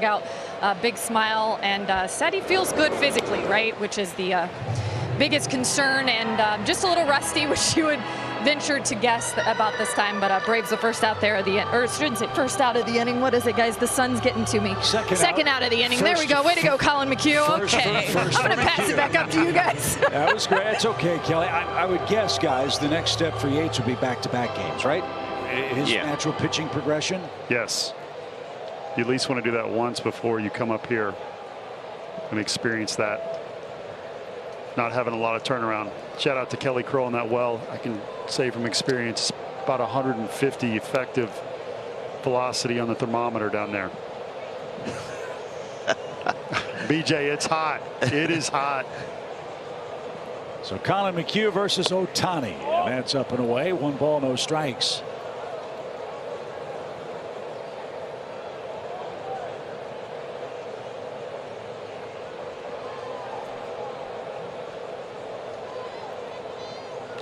Scorched out a play to the left. Again, we will see the Angels next year and every year thereafter, whether it's in Atlanta or Anaheim. It's so great that baseball is adopting a more NBA-styled schedule to better market the sport. But what a treat it's been to see this guy for the first time. The Angels in Atlanta for the first time in 8 years. We are so fortunate to get to talk and watch Major League Baseball games for our living. This is a guy I'd pay good money to go watch play. Yep. And they are here from not just around the Southeast, but around the world. For the Braves and Angels and Shohei Ohtani. Who grounds this ball toward Olsen at first. Fast runner, race to the bag, and good work by Colin McHugh to get the Braves out of inning number 7. Jackson Stephens, a terrific job in relief for the Braves. 3 1/3 innings, 3 hits, 1 run, a couple of walks, and 5 strikeouts. He threw 60 pitches.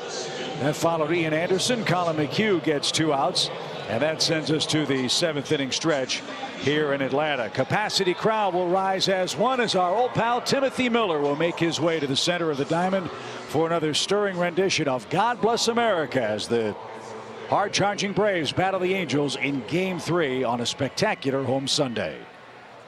God bless America,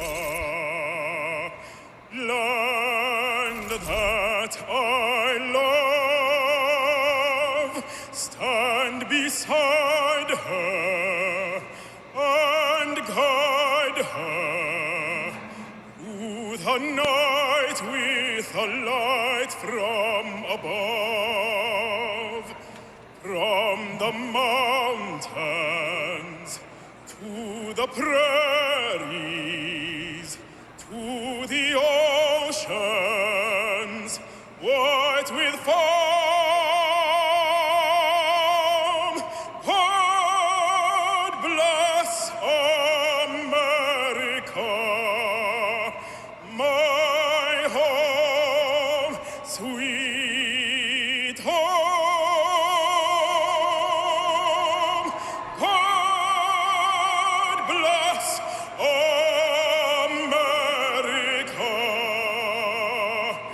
my home, sweet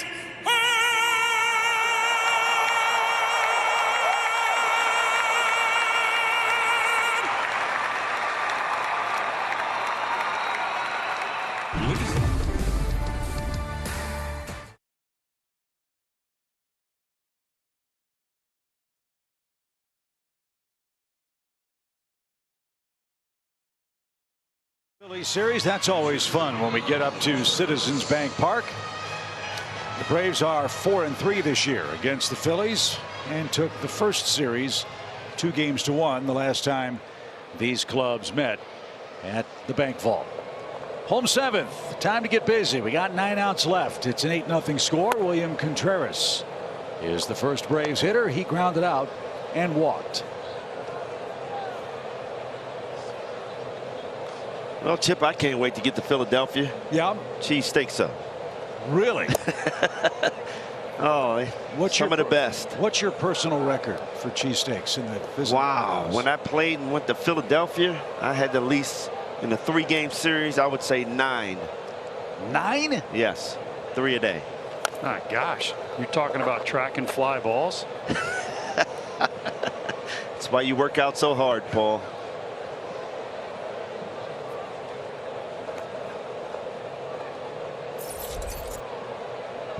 That is one of the treats for sure when we visit Philadelphia. The pitch is a little low. 2 balls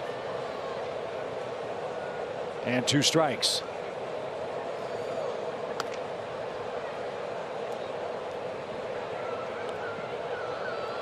So the defensive change for the Angels in the outfield. Marsh is in left. Magneuris Sierra is in center. And that's out of play foul. They just brought Sierra up after DFAing Jonathan Villar.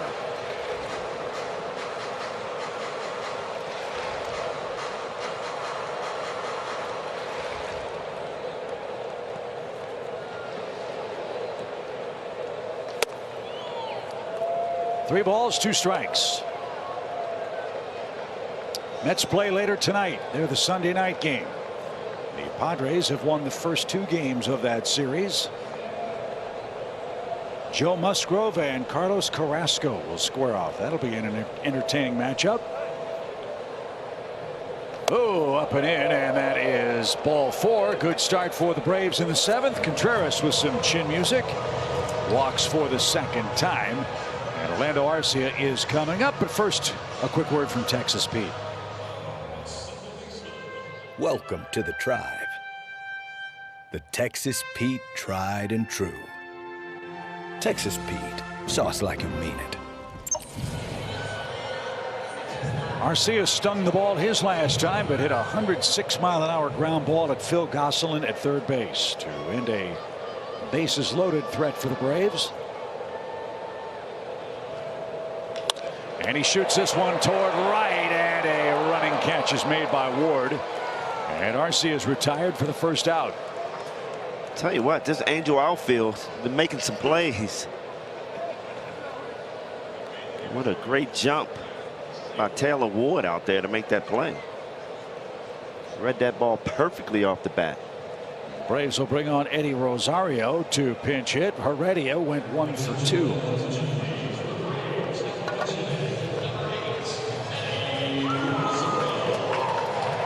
Big cheer for the Braves outfielder and pinch hitter tonight, Eddie Rosario.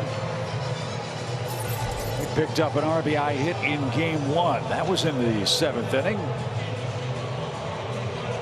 That was off a good split by Ohtani as well. He went down and got it. Mm-hmm.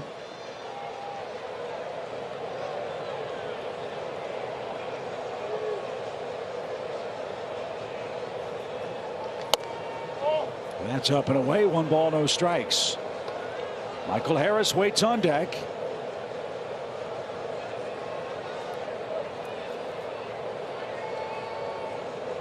As Atlanta looking for a late rally. They've got 8 outs left.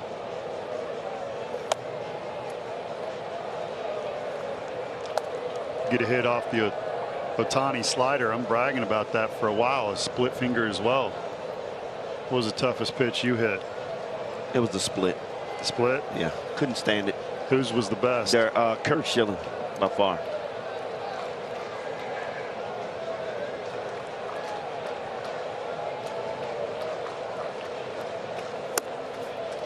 And it wasn't until I met Shawn Green in LA. That's when I could figure out when Curt Schilling was throwing that split. And I would never swing at it ever again. Was he tipping? Yes. Really? Oh, what was the tell? Shawn Green could tell you everything. When he flares that glove over his head in the windup, he opens his glove up, split fingers coming. And I couldn't believe it. I went up to the plate and I saw him flare that glove up, and I'm like, oh, here it comes. And I just let it go. It was down in the zone. He had to throw me the fastball. Line shots all over the place. Yeah. No yayas. And you know the funny thing about it, when I got my first hit off of him, after striking out so many times on that split, he looked at me at first base because he knew I figured something out. Shawn Green was the best of it. Oh, my goodness. He looked at you first and smiled at you, or what did he do? Schilling? He looked at me, smiled at me, and was like, you figured something out, didn't you?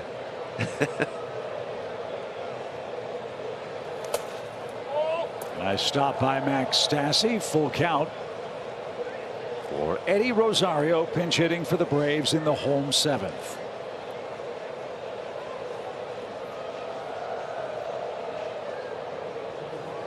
Beautiful day here in North Atlanta. The 27th home sellout this year for the Braves. But to this point, it has been all Angels.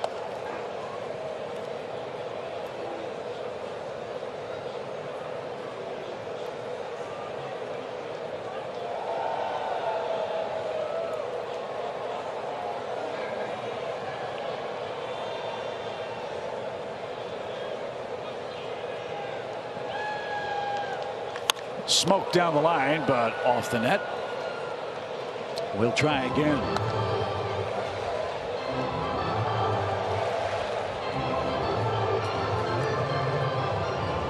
Nice long at bat for Rosario after coming off the bench cold. Yeah. He's seen 8 pitches.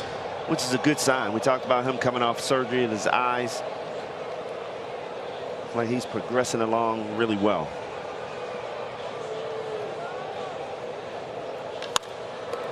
Off the end of the bat and popped down the right field line. Can anybody catch up? Nope. It'll bounce harmlessly onto the warning track. Thank you very much. Yeah, it looked like Taylor Ward gave up on that ball pretty early. He thought it was out of play.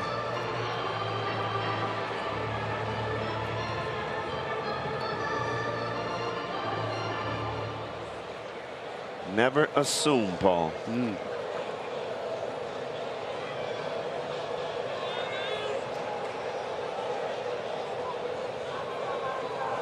Shift on for Eddie. It's a 3-2 pitch again. And this one hit high in the air toward right, but the ballpark is going to hold it. Ward drifts back, makes the catch. Back to first is Contreras. And 2 men are out. Our Zaxby's indescribably good play is the man coming up next, Michael Harris. Look at where he ranks among National League rookies since the end of May. Wow, it was so exciting to see him come up and what he did defensively right off the bat. And all of a sudden you're sitting there saying, wow, this guy's impressive. And then he starts swinging the bat really well. 8 home runs, 52 hits, and 10 stolen bases. That's not since early April. Look at that. May 28th. Those numbers up there in hits and others.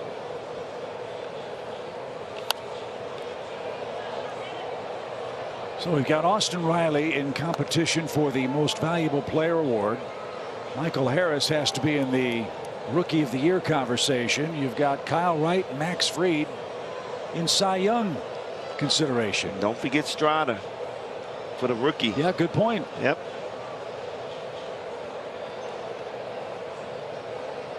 No balls and a strike.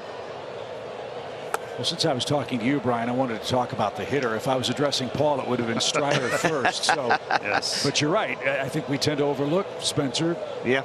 As a starting pitcher, a man you see every 5th day instead of every day, like Michael.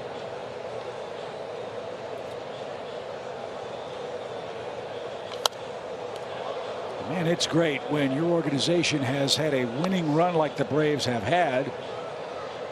And these players that are starring in their early days as major league players aren't just acquisitions, they're homegrown players. Absolutely. Do not overlook Braves. Dana Brown, vice president of scouting, who drafted both Harris and Strider.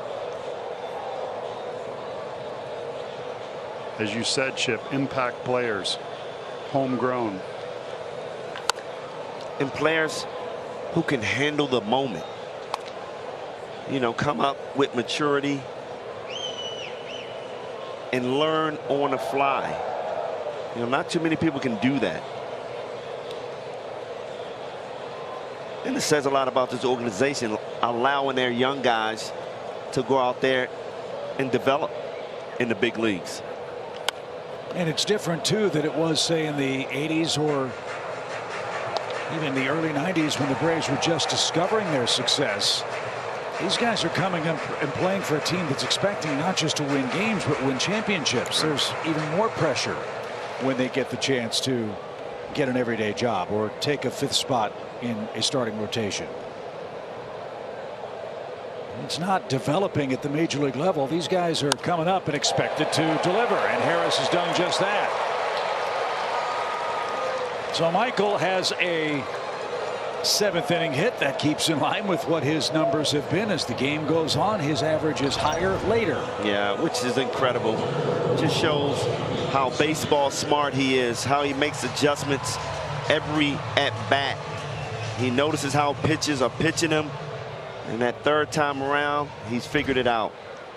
I mean, that's impressive going the other way. Yeah, how about that swing? He's been studying Tony Gwynn highlights. We've seen him pull. We've seen him launch. So when you can do both, hit the other way, take a nice easy swing, and you can let it eat and crush a ball to right field, that's tough to pitch to. And you know, with young players, and I include myself, when I first came up, I started hitting the long ball right off the bat, and I started thinking the game is easy.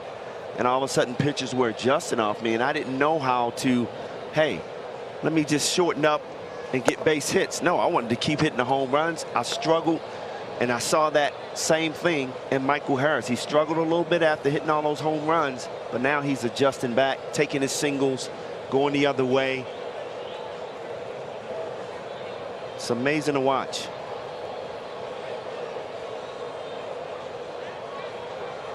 Two 2-0 for Acuna, who's 0 for 3 today. Scorched into left field. There's a base hit. Contreras around third. He's going to score. Harris is on his way to third. Nobody there to cover the bag. So the Braves have a run. And Acuna with a solid shot to left field picks up RBI number 23. Another 2-out RBI for the Braves offense. And that's exactly what I'm talking about with Acuna. He's going to have to start cheating on that inside pitch. You see how he quickly opened up his shoulders, got some extension, dropped the head of that bat on the ball. Hopefully that'll get him going. Well, Phil Nevin has seen the Braves erupt in a 7th inning in this series. Remember, a 7-run 7th in the series opener. Big part of the order coming up for the Braves. Even with an 8-1 lead, he's not taking any chances. He's going to take Wentz down, protecting an 8-1 lead with 2 outs here in Atlanta.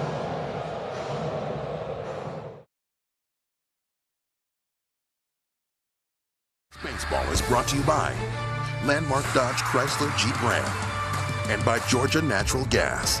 Live the greener life.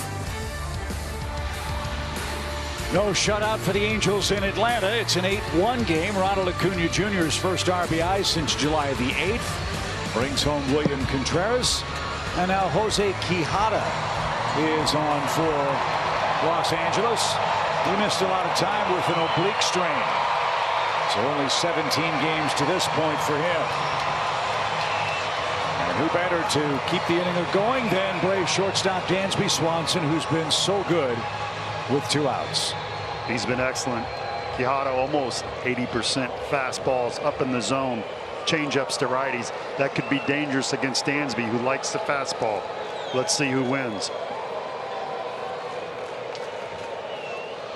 Quijada broke in with the Marlins organization. They signed him 9 years ago. And that one buzzed the tower. Well, this crowd's letting them know they don't like that.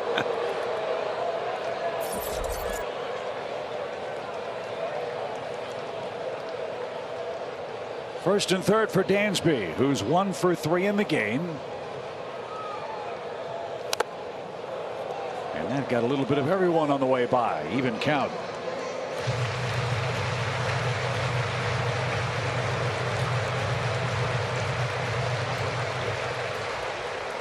Quijada personifies what the Angels are trying to do. They are searching everywhere to find quality pitching.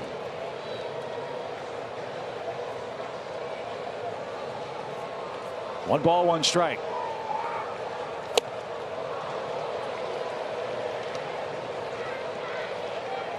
'92 looked like '99.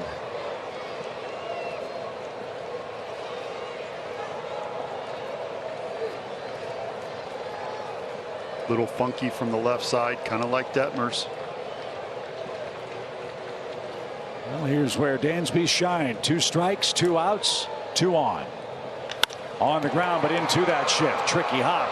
And the long throw to first is in time. And that will retire the side. The Braves score 1, and we head to the 8th.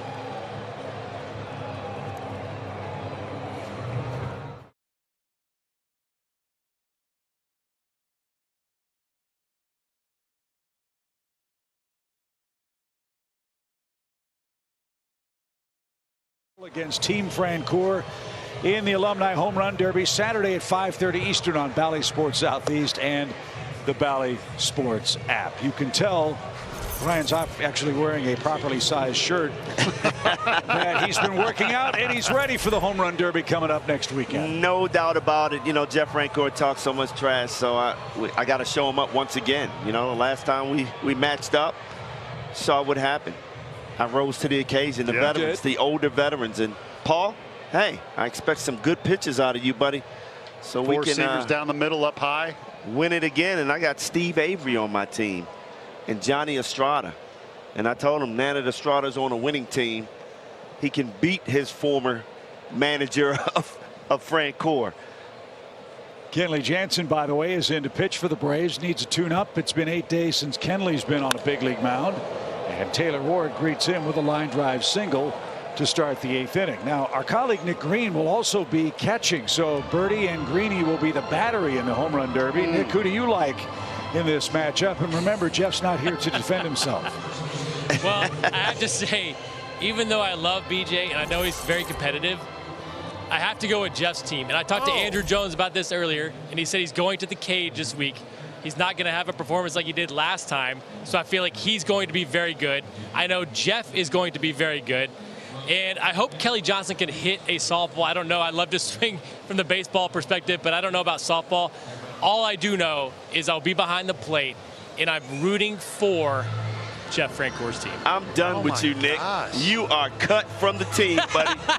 And I can tell you this. I don't care how much Andrew Jones get in the cage. He need to be running laps and getting conditioned for this doggone competition, because last year on my team, I was riding on him. And after about 5 swings, he was breathing so hard. I was like, what is going on? So Jeff Francoeur did tell me this week he was just going to feed Andrew Jones a bunch of meat and water. That's it. Well, I do question Paul's ability to pitch as well. Whoa. Because oh, my. Yesterday, we were on the field, and I asked Paul if he was comfortable pitching, and he tells me, I don't know if I can throw a strike. So I don't know what he's going to end up doing, if he's going to be able to throw strikes or not. If he can't throw strikes, then we're going to have a problem. Well, but I don't think you can catch, Nick. I don't have to catch it. I just have to get it back to the pitcher. Greeny, I don't know what's going on right now. This is your worst take I've heard in 5 years. Well, you guys are going on the road. I'm staying home, so that's the take. Okay. I am a little nervous throwing underhanded. I'm just going to be honest. So I do have a question, Greeny and Bird. Are you guys going to use PitchCom? Have you worked that out yet? Well, Greeny, high target, down the middle, every pitch. Well, my wife's worried I'm going to get hit by a foul ball, so I'm going to be back as far as possible. Oh, I hope I foul one off your forehead. Oh, wow. Wow. I could put a mask on. That might help. You should. Definitely. Don't take any chances. Wow. Angie likes Nick Green, the face. She likes the face that I have right now, not the face that would be if I were to get hit. You better cover it up then. I might just purposely let go of the bat too. Oh no. All right, I'll root for your team, BJ. All right, thank you. There you go. The Ozuna swing, the follow through. Jared Walsh, the hitter.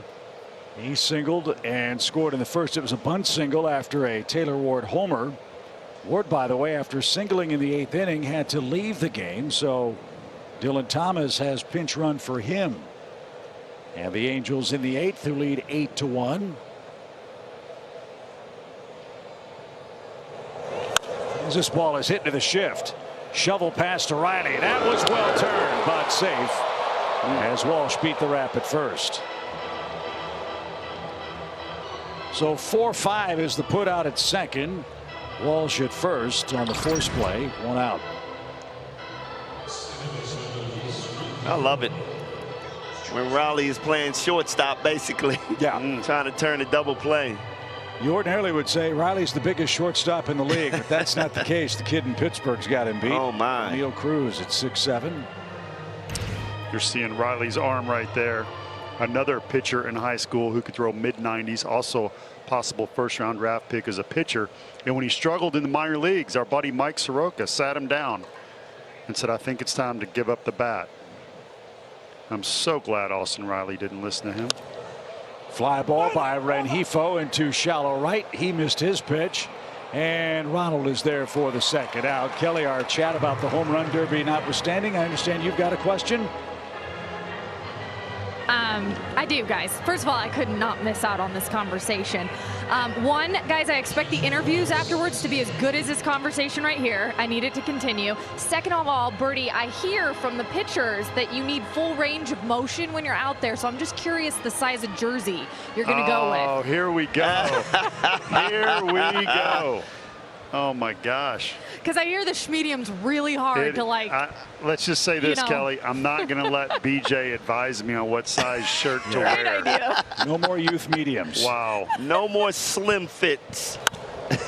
Fly ball by Max Stassi to right. Acuna's gone as far as he can in the corner. Got too close to the wall. Can't find the ball. It ricochets back toward the infield. A run is in, and Stassi is on his way to third. So Ronald had trouble judging that ball up against the fence. And the Angels had a run in the 8th inning. It's now 9-1. Guys, in this situation, you got to get back to the wall first, then turn and try to make the catch. It looked like he was just jogging after the ball, like he could time it up, and then just lost it at the last second.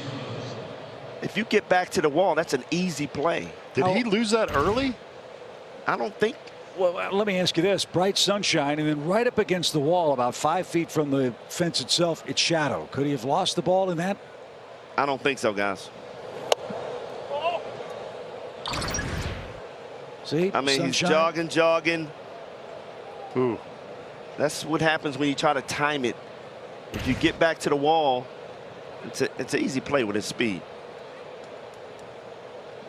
So it's 9-1 Angels.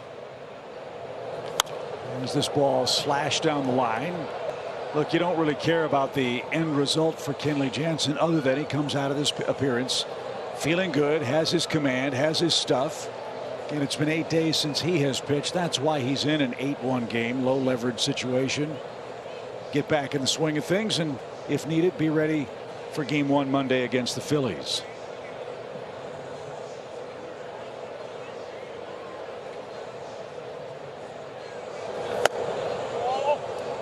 That was close. Magneuris Sierra, former Cardinal. He was involved in one of those big deals with the Marlins. Now trying to make his way back with the Angels in Anaheim. Well, you better get rid of the ball quick because he has some speed.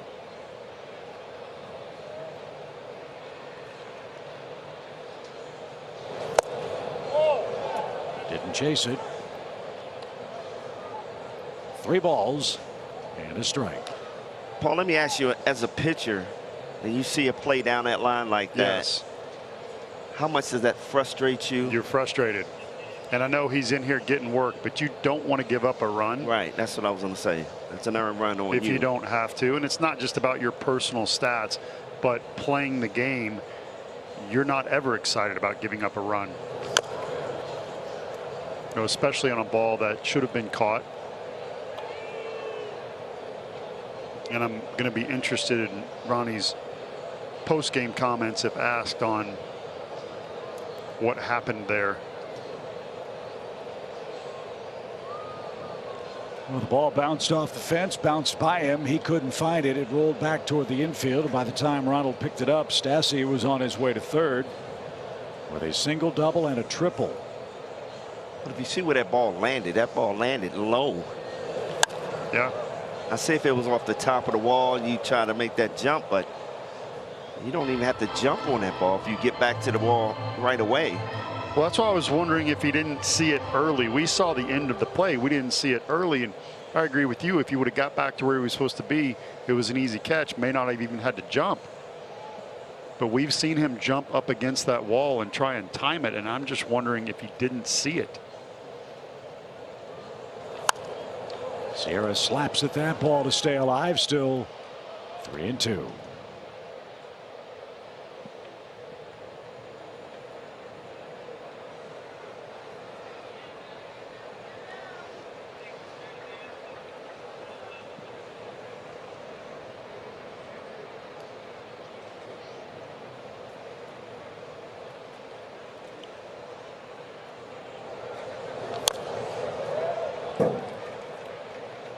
15 pitches from Jansen. Sierra has seen 8 of them. And he's the 5th batter of the inning.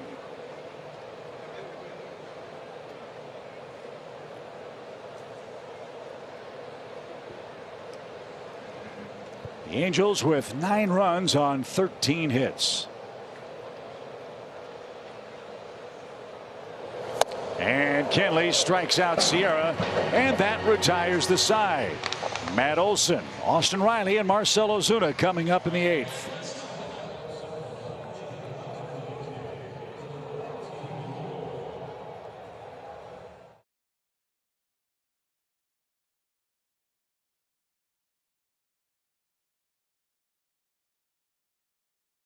Another crack at extending his hitting streak. Austin Riley already has moved his streak to 16 straight games with a hit. And Marcell Ozuna is coming up too on a beautiful Hyundai Sunday here at Truist Park. We're back here next weekend, Friday, Saturday, Sunday for Alumni Weekend.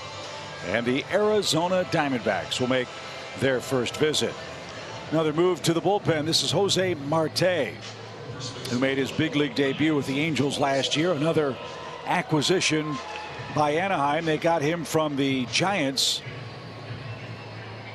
at the trading deadline for Tony Watson, who helped San Francisco hold off the Dodgers in the National League Western race last year. Dylan Thomas stays in the game to play right. And Matt Olson, who is 0 for 2 with a walk, swings and misses.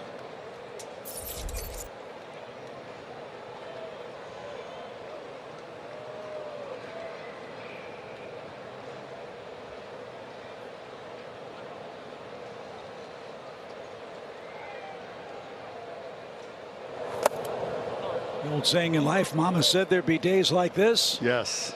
Braves have played such great baseball. Today was just a rough start from the very beginning when the Angels scored 5 first-inning runs.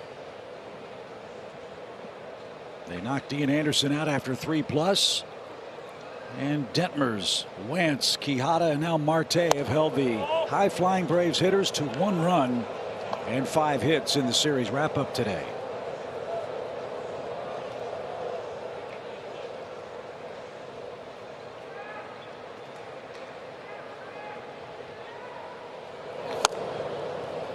Nothing wrong with this guy's arm. Pumped in at 97 miles an hour. Their closer, by the way, is Raisel Iglesias. Remember him?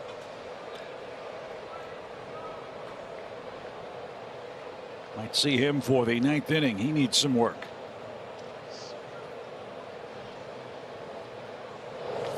Down and in. It's a full count.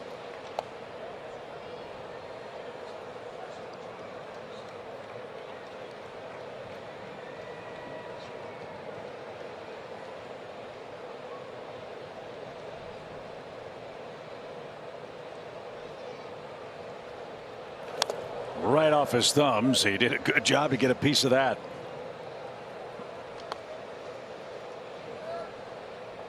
Good action on an 88-mile-an-hour cutter after the 98-mile-an-hour fastball. Nice power arm right here.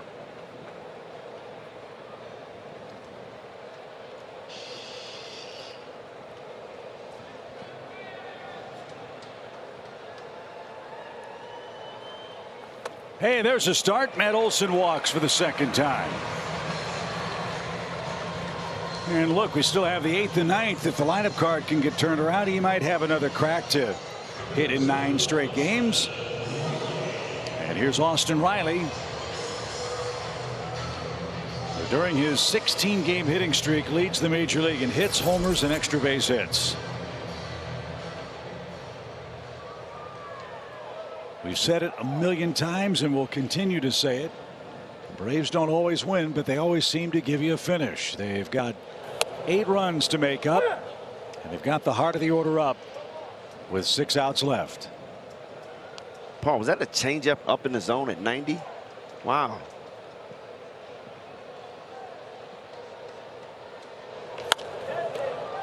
Late swing and out of play. 90-mile-an-hour changeup away, and then he comes in with a fastball down. Yeah, small sample size. Almost looks like a cutter. But the best stuff I've seen all year was Ohtani. And the Braves put 6 on him. So we can certainly put a crooked number up here, then maybe another one. We shall see.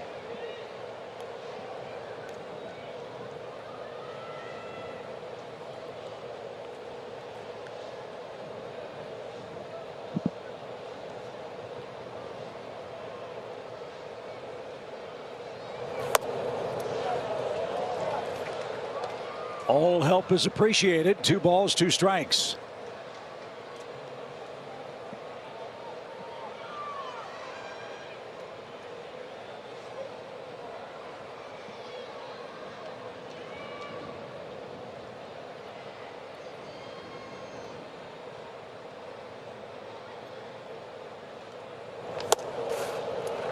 Wow. This kid gets ahead of you and can't throw a strike after. Throws 97, 98, and more balls than strikes. Austin's going to be ready for this fastball.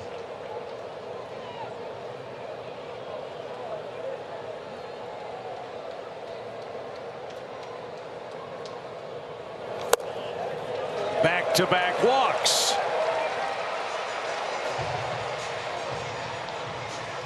You want to know why pitching coaches have the tremors? Why they have gray hair? They And lead 9-1, and a guy throwing 98 walks 2 in a row. And managers for that. Phil Nevins over there saying, what else do we have to do?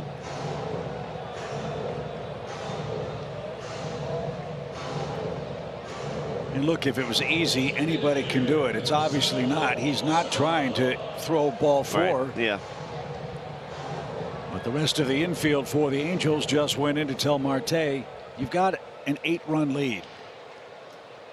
Sometimes when you're a young player, only 4 games with the Angels last year, we showed you the small sample size. This year, you feel like you got impressed, do too much, and the next thing you know, you're trying to throw as hard as you can and you're missing your spots.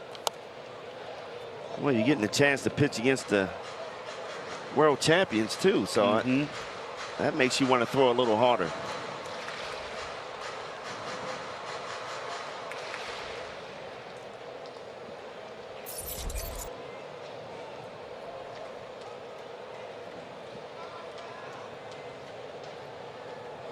Oh, what a cut.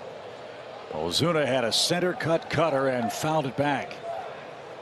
It's 0-2. So again, Marte has gotten to 2 strikes. Let's see if Ozuna can work his way back. You wish he had that one back.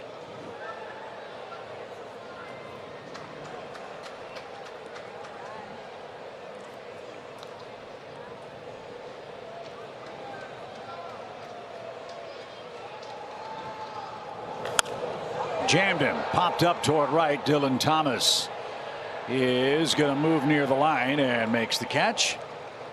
And no advance by Olson, who's back at second. There's the first 8th inning out.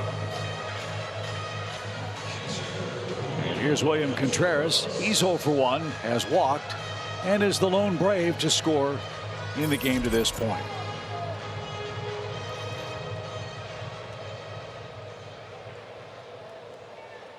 Love to see Contreras get back on that hitting tear that he was on early on.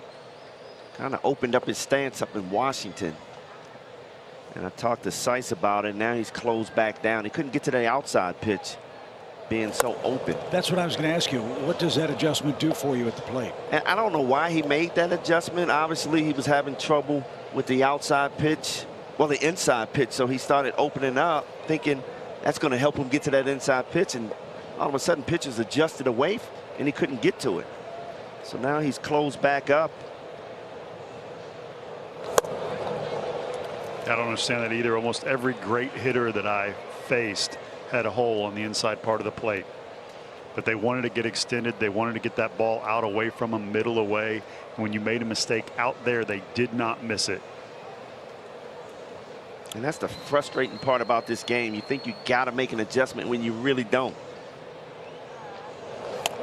That one off Stassi's glove. Everybody moves up, and now it's a 3-0 count.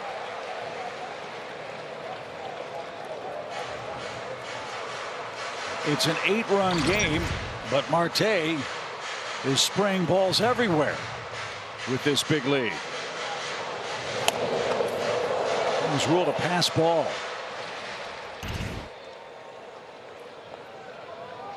He only missed his spot by 2.5 feet.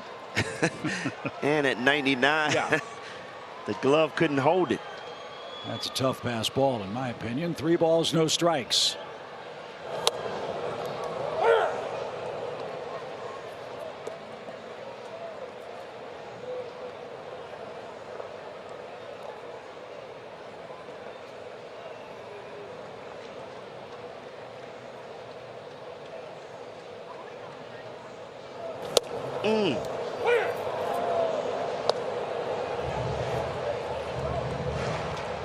My partner's making noises. 3-1 count. You got to be going for that one. Wow.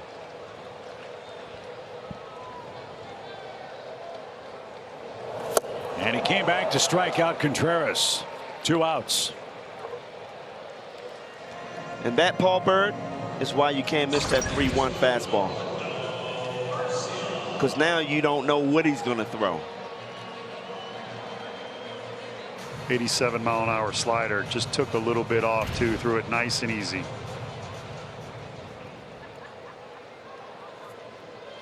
So Orlando, the final hope in the Braves' 8th, 2nd and 3rd with 2 outs. Arcia is 0 for 3 and swings the first one and pops it up.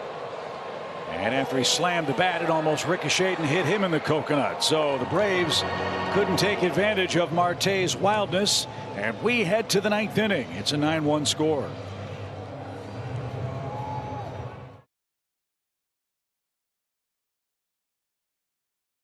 Before we tell you about Will Smith's season, let's step aside for a quick word from our friends at Truist. Jessica was born to care. That's my best friend. She don't need no. Miss Hogan's class? It's Atlantis. Today, she's a teammate at Truist, the bank that starts with care. Will Smith will face Gosselin, Marsh, and Velasquez in the top of the 9th inning. Game number 40 for the Braves veteran left-handed reliever Will Smith.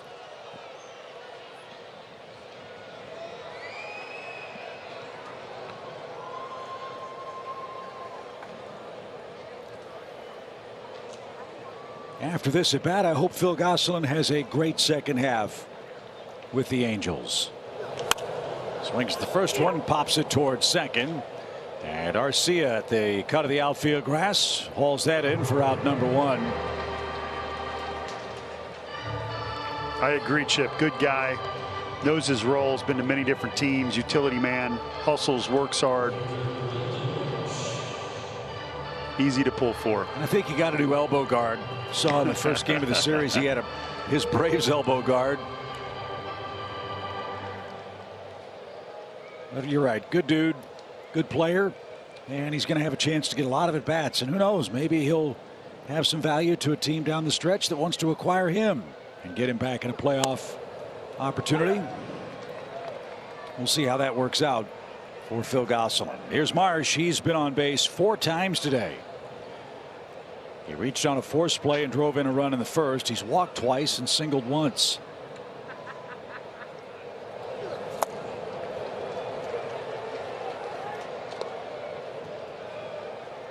Marsh looking for a fastball there.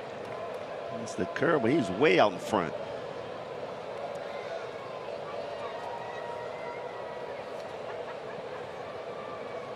Will Smith, the 5th pitcher of the day for the Braves. The man who went longest was Jackson Stevens out of the bullpen. A very impressive 3 1/3 innings of 60 pitch relief. Colin McHugh got 2 outs. Kenley Jansen pitched for the first time in 8 days. And now Will Smith. He's out of the bullpen for the Braves. 2nd time he's pitched in this series.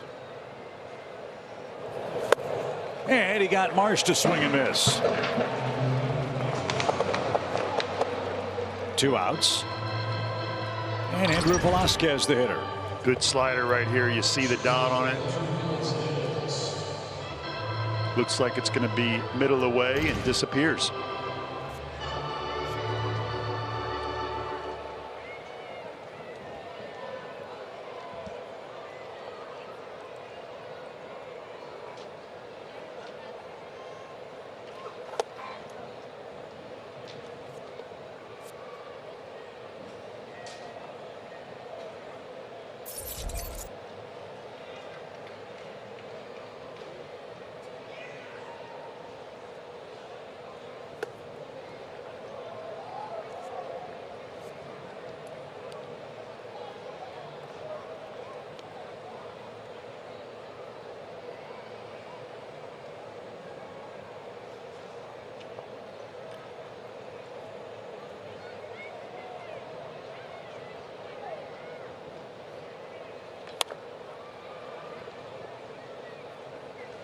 Two balls and a strike.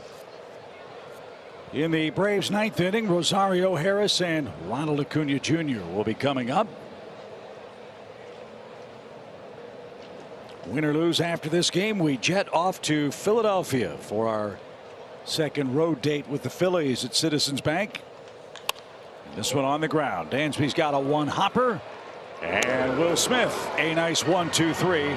Top of the ninth inning. Get your rally caps on. It's 9-1 Angels.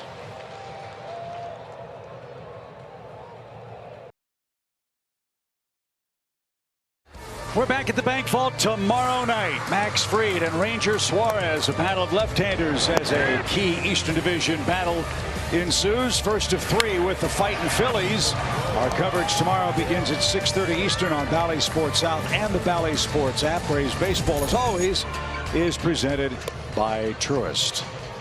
To the bottom of the ninth inning we go, and we'll get our first look at Raisel Iglesias. He's the closer for the Angels.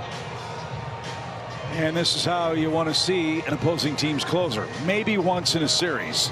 Once in a series, and in this situation, he's coming in with, what, an 8-run lead. Hopefully he'll let his guard down and the Braves will get hot, put some hits together. And who better to do that than Eddie Rosario, who flied out after a lengthy sequence in his first at bat in the seventh inning. Big sports day for us here on Bally Sports. Join us later at 6 o'clock for the Atlanta Dream. They battle the Seattle Storm here on Bally Sports Southeast.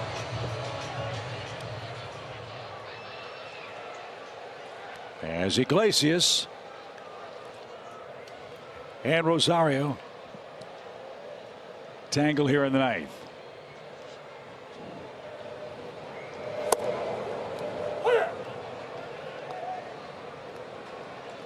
There are so many needs that the Angels have. I wonder who's going to come a-calling for this guy. Oh, you were reading my mind. I was just about to say that same thing. You know, you're trying to build a ball club. You're struggling this year. Doesn't look like they're going to make the playoffs. I mean, this is a valuable piece right here. Well, we were wondering last night with the status of Shohei Ohtani, would they dare trading him? Published reports today as Rosario skies that one towards center. Sierra is going to catch it. Published reports said that Perry Manassian said we have no intention of trading Shohei Ohtani. Okay, so you understand that. Probably not going to trade Mike Trout either.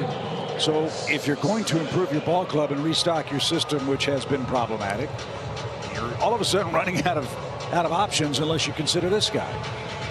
Well, I mean, I don't think you can even think about trading Ohtani.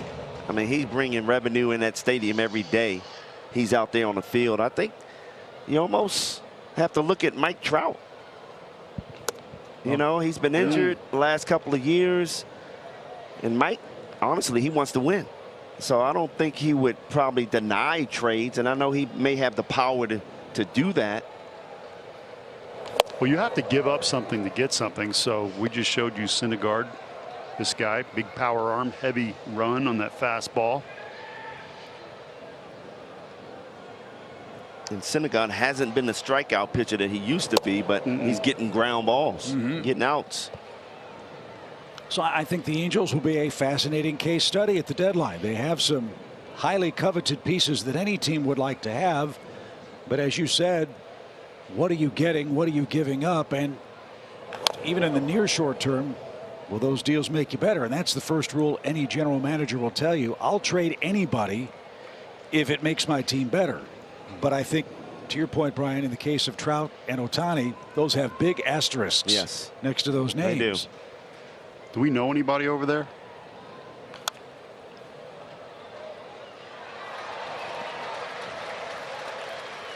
In case you wondered about Mike Trout's contract status, he'll earn $35.45 million a year until the 2030 season.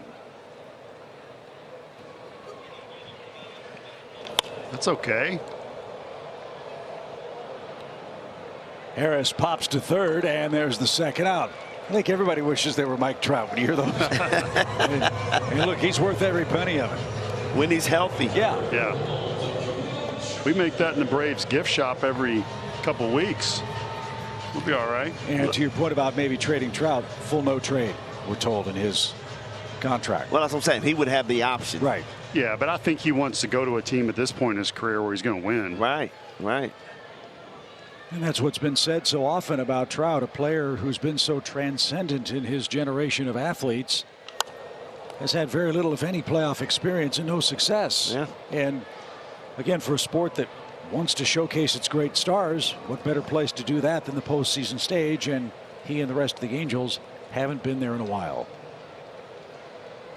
So Perry Manassian has his hands full. Phil Nevin, the second manager this year, will head to Kansas City after dropping this series to the Braves. Atlanta will gather up and head to Philadelphia for a quick 3-game road trip starting tomorrow night, with the trading deadline August the 2nd. A strike to Acuna. The Braves down to their last strike and their last out.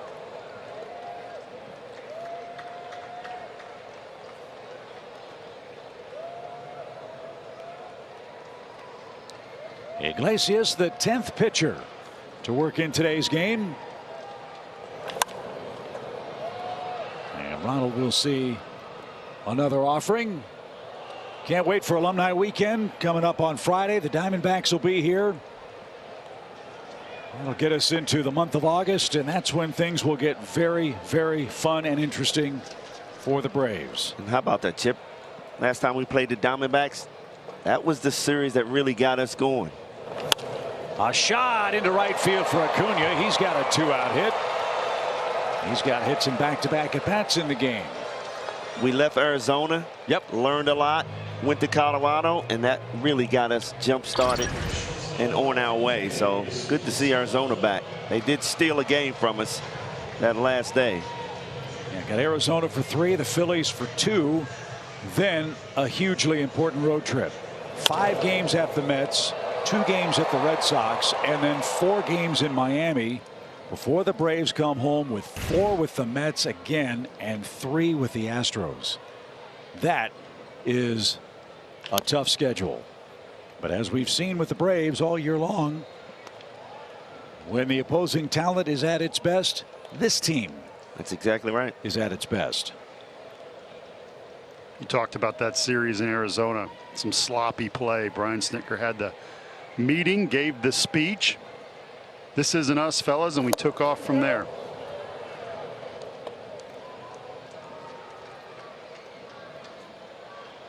There he is. 35-11 are the Braves since the 1st of June. And that was the morning of that speech when the Braves knocked off Madison Bumgarner out west.